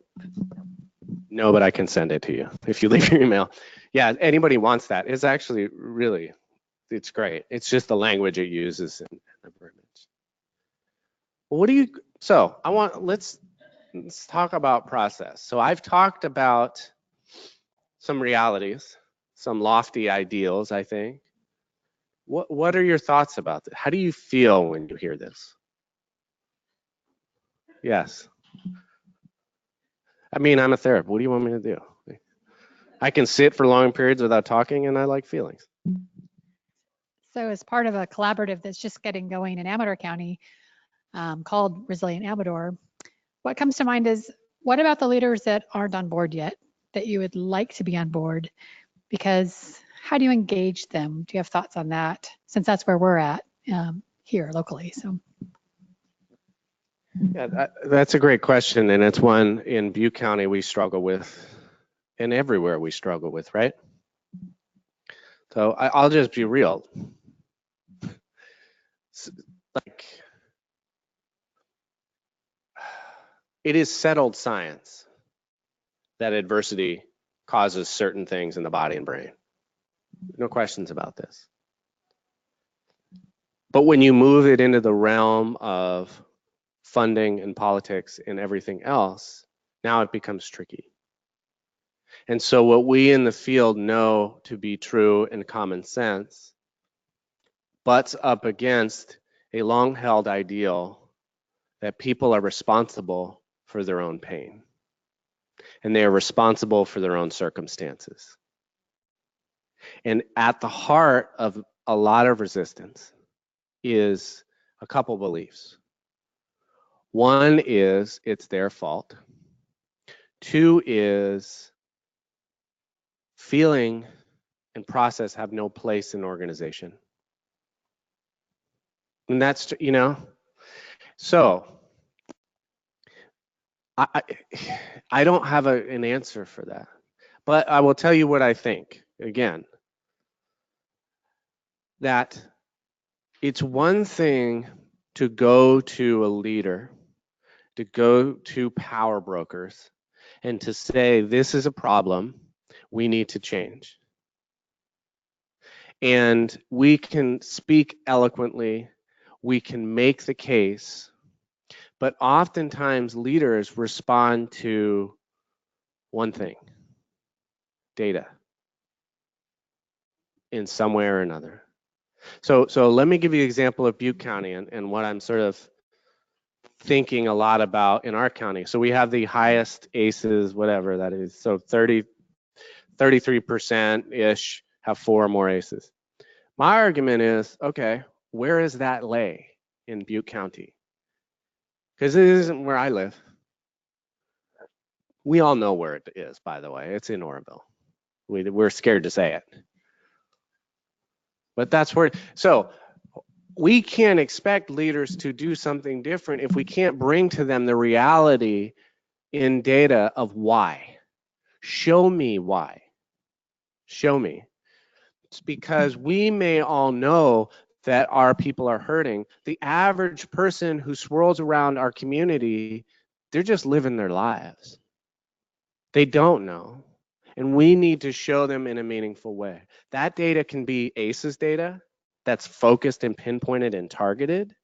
It can also be data on the organization in which they lead. But there has to be with an ask, especially an ask that is asking to change culture and practice, there has to be some, you have to have more than just an ask, you have to have data. And I will say straight up, and you have to wait for them to leave. I'm being real. I'm because people hate this answer. You can't do this without leadership being there. You can't. So it's not that you just drop everything and stop, but I think what I talk to systems about is like, you can do a champions group and you can do that stuff, but you have to be ready. That could increase your own trauma and increase your own stress, because what it's going to do, it's going to magnify the issues that you're seeing. Does that make sense? So I balance between wanting to say to people like, be careful and fight hard and be patient, because trauma is not going away. Like our buzzwords might. There may be a time when people stop asking me to come talk about it, whatever. I don't care, because the reality is still there of trauma and resilience and the stories of hope and the stories of healing. They're all there. They're still there. And so there is not a rush. And in fact, a rush, you can do something which I don't know any other way to say this. You pee-pee in the well. You muddy up the well. So you bring in this concept too early, you run the risk of just kind of poisoning it. So timing has a lot to do with it. Building stakeholders in the community, in the people we serve. I mean, it's not a great answer, but. Any questions in the matrix? Where did I get my jacket? Old Navy, $12. Matthew, there aren't any, excuse me, Matthew, wow. We're on a Thanks, Mom. we're on like Not sure a very formal basis here, apparently. There are no questions so far online. I just want to say, I know this is Shane from Strategies 2.0 that I say in training a lot, which is that even if your agency leaders are not on board with this, it doesn't take us off the hook. That there are lots of different pieces of this process that we can do within our own sphere of influence, and that we can do with ourselves, we can do with our team, we can do with our coworkers that we have that trusted relationship with.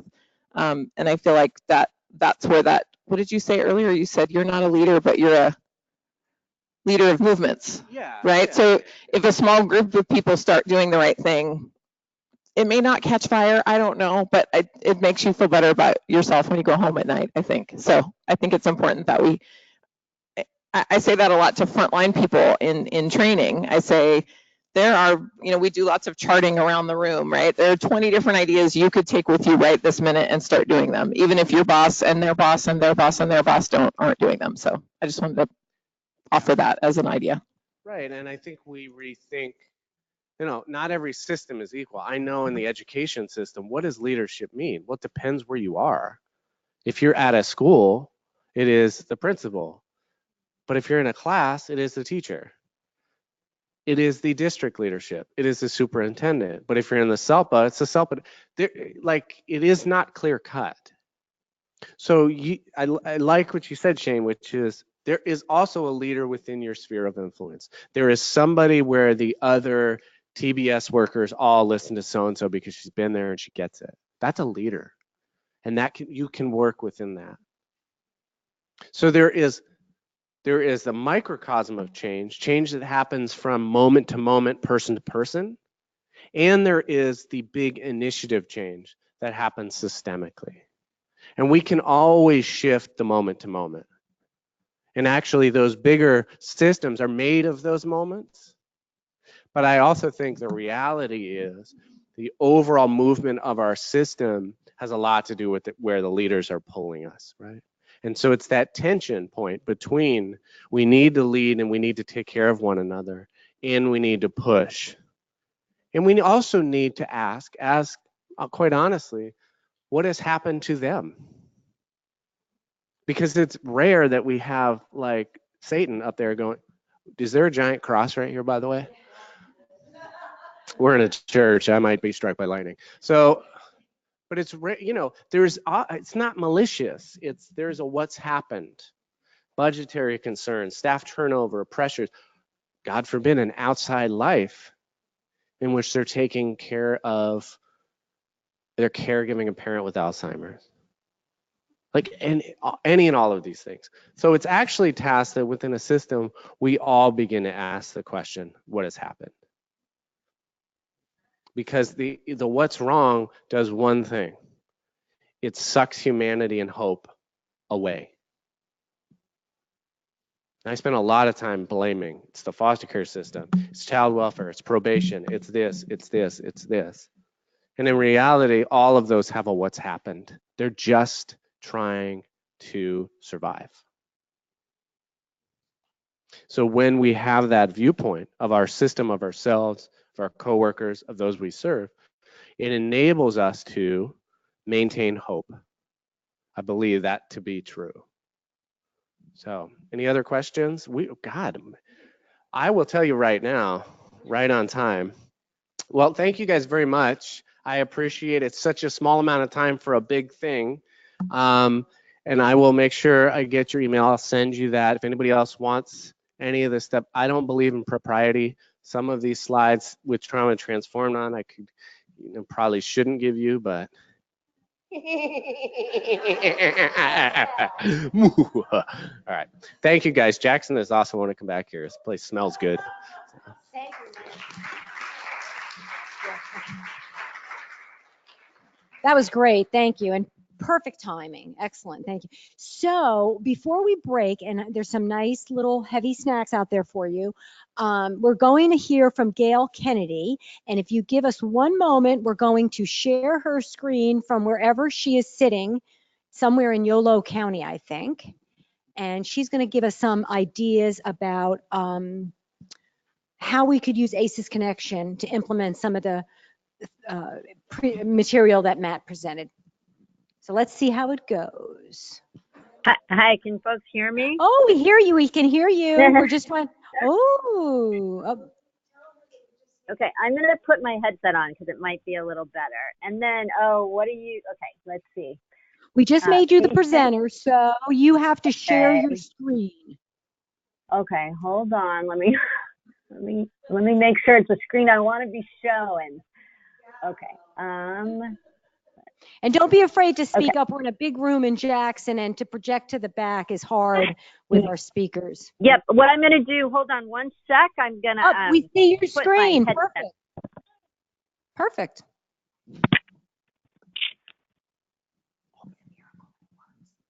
Okay. Can folks hear me better now? Is this good? Yes. Okay. We're good. Perfect. Thank you. Okay. Hi, everybody. I'm Gail Kennedy with ACES Connection.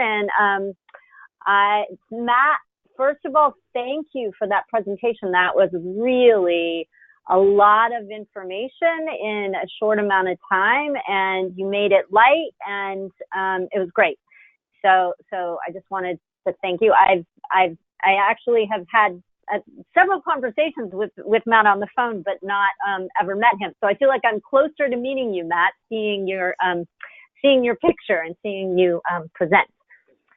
So what I'm going to do, and I know I'm between you and some heavy snacks, so this is going to be really quick, but I wanted to show folks a little bit based on all the great stuff that Matt talked about, some possible resources on ACES Connection. So I have all my tabs handy. So first of all, if folks aren't a member of ACES Connection, I encourage you guys to join ACES Connection. You don't, but that said, you don't have to be a member to get, I think, most of the resources that I'm going to show you. But hopefully you'll want to become a member.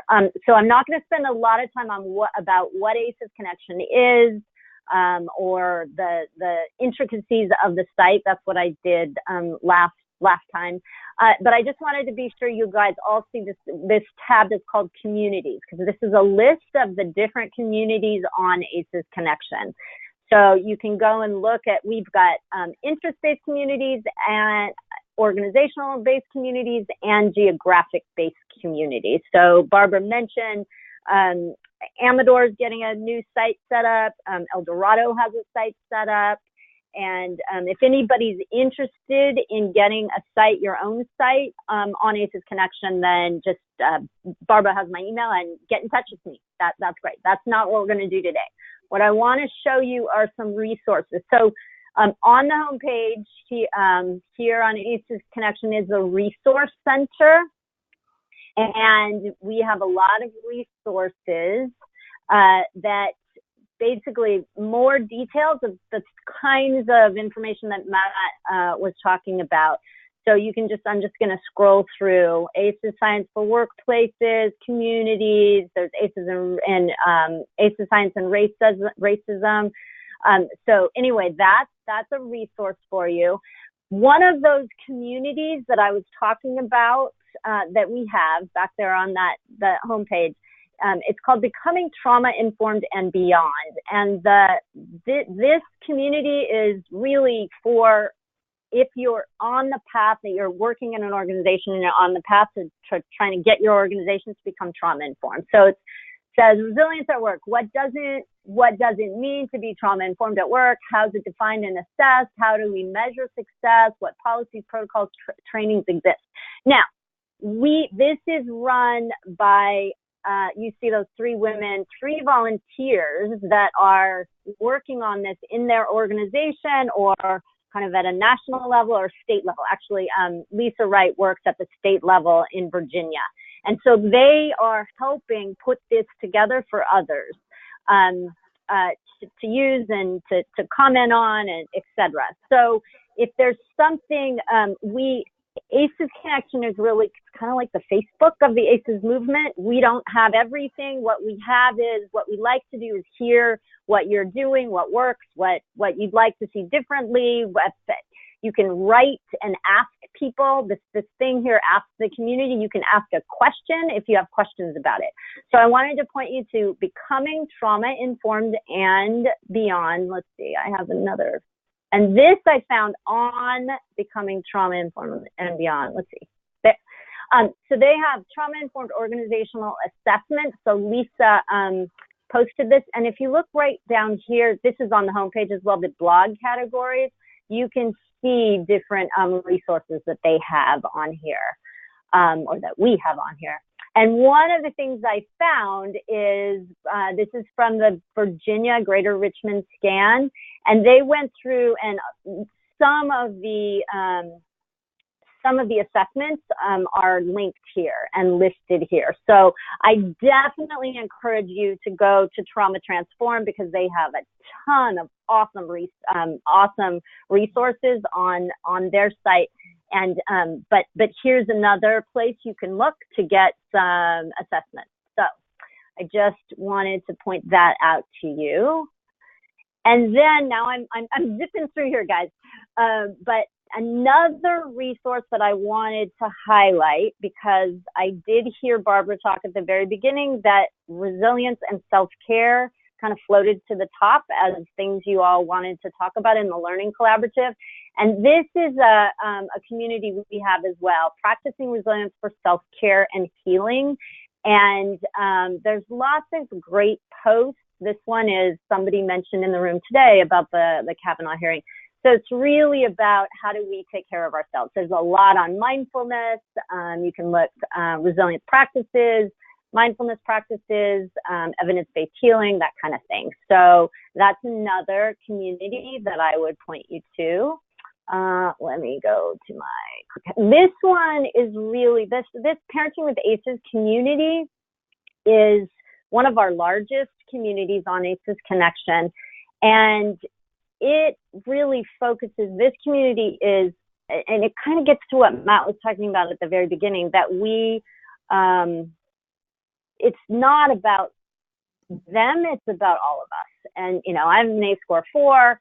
I am a parent and have had challenges with parenting, would have liked to have known some of this stuff earlier when my daughter was younger, and trying to use as much as I can now. But this is a place where you can really go and learn about and talk to resilience building practices for as a parent for your children, but also how do we take care of ourselves? So, and how do we parent having ACEs? So this is actually good for all of us, and really is something that you might want to look for resources for those of you that are in family serving organizations. And this one, now I know I heard that there was some talk for resilience, building resilience in the face of of climate events, natural disasters. This site we have, it's International Transformational Resilience Coalition, and this is really the psychosocial and spiritual aspects around resilience building around climate related events. And we build human resilience in the face of encroaching individual, family, and community stressors of climate change. And so this, again, is, there's resources that are posted that might be of relevance for you all in there. But I also finally wanted to share with you something. This is the Sonoma County ACES Connection, and folks probably, I mean, definitely know Sonoma County was impacted quite severely with the fires a year ago. They just posted this morning. There's events for the 1-year anniversary of their wildfires. And what Sonoma County has done, if you look right over here, Fire Resilience Resources. So they actually use their page to highlight the resources and tips mostly around the psychosocial aspects of recovery from the fires. And so this could be something that, I mean, we are encouraging any community that is interested, has been impacted by any kind of natural disaster. Actually, right this morning, my colleague from the Southeast is having a conversation with many of her communities in the Southeast, so South Carolina, North Carolina, around resilience building around their climate, the hurricane events. So, Barb, I hope that was good enough. Those are just I'm kind of pointing you guys in directions, and if you want, Barbara, be sure you give them my email if anybody has any questions or wants any information. Okay, now how do I unshare? She'll take it back. She's got the power. Carrie has all the power. Okay. She will. Great. Thank you so much, Gail. That was really helpful. So now we're going to take a 5-minute break. There's nice snacks out there for everybody. If you would just grab something to eat, look on your badge and look at the number on your badge. And then my tables here, I have, like, this is table number 5. I think that's 4, 3, 2, 1. When you come back to the table on your badge. And our remote sites, if you're going to remain with us, I'm going to put up the questions in about, let's say 5-10 minutes. Okay, so take a 5-minute break, and then we will come back together for the question of the afternoon. And also, please get some coffee and tea. And eat. I'm not taking food home.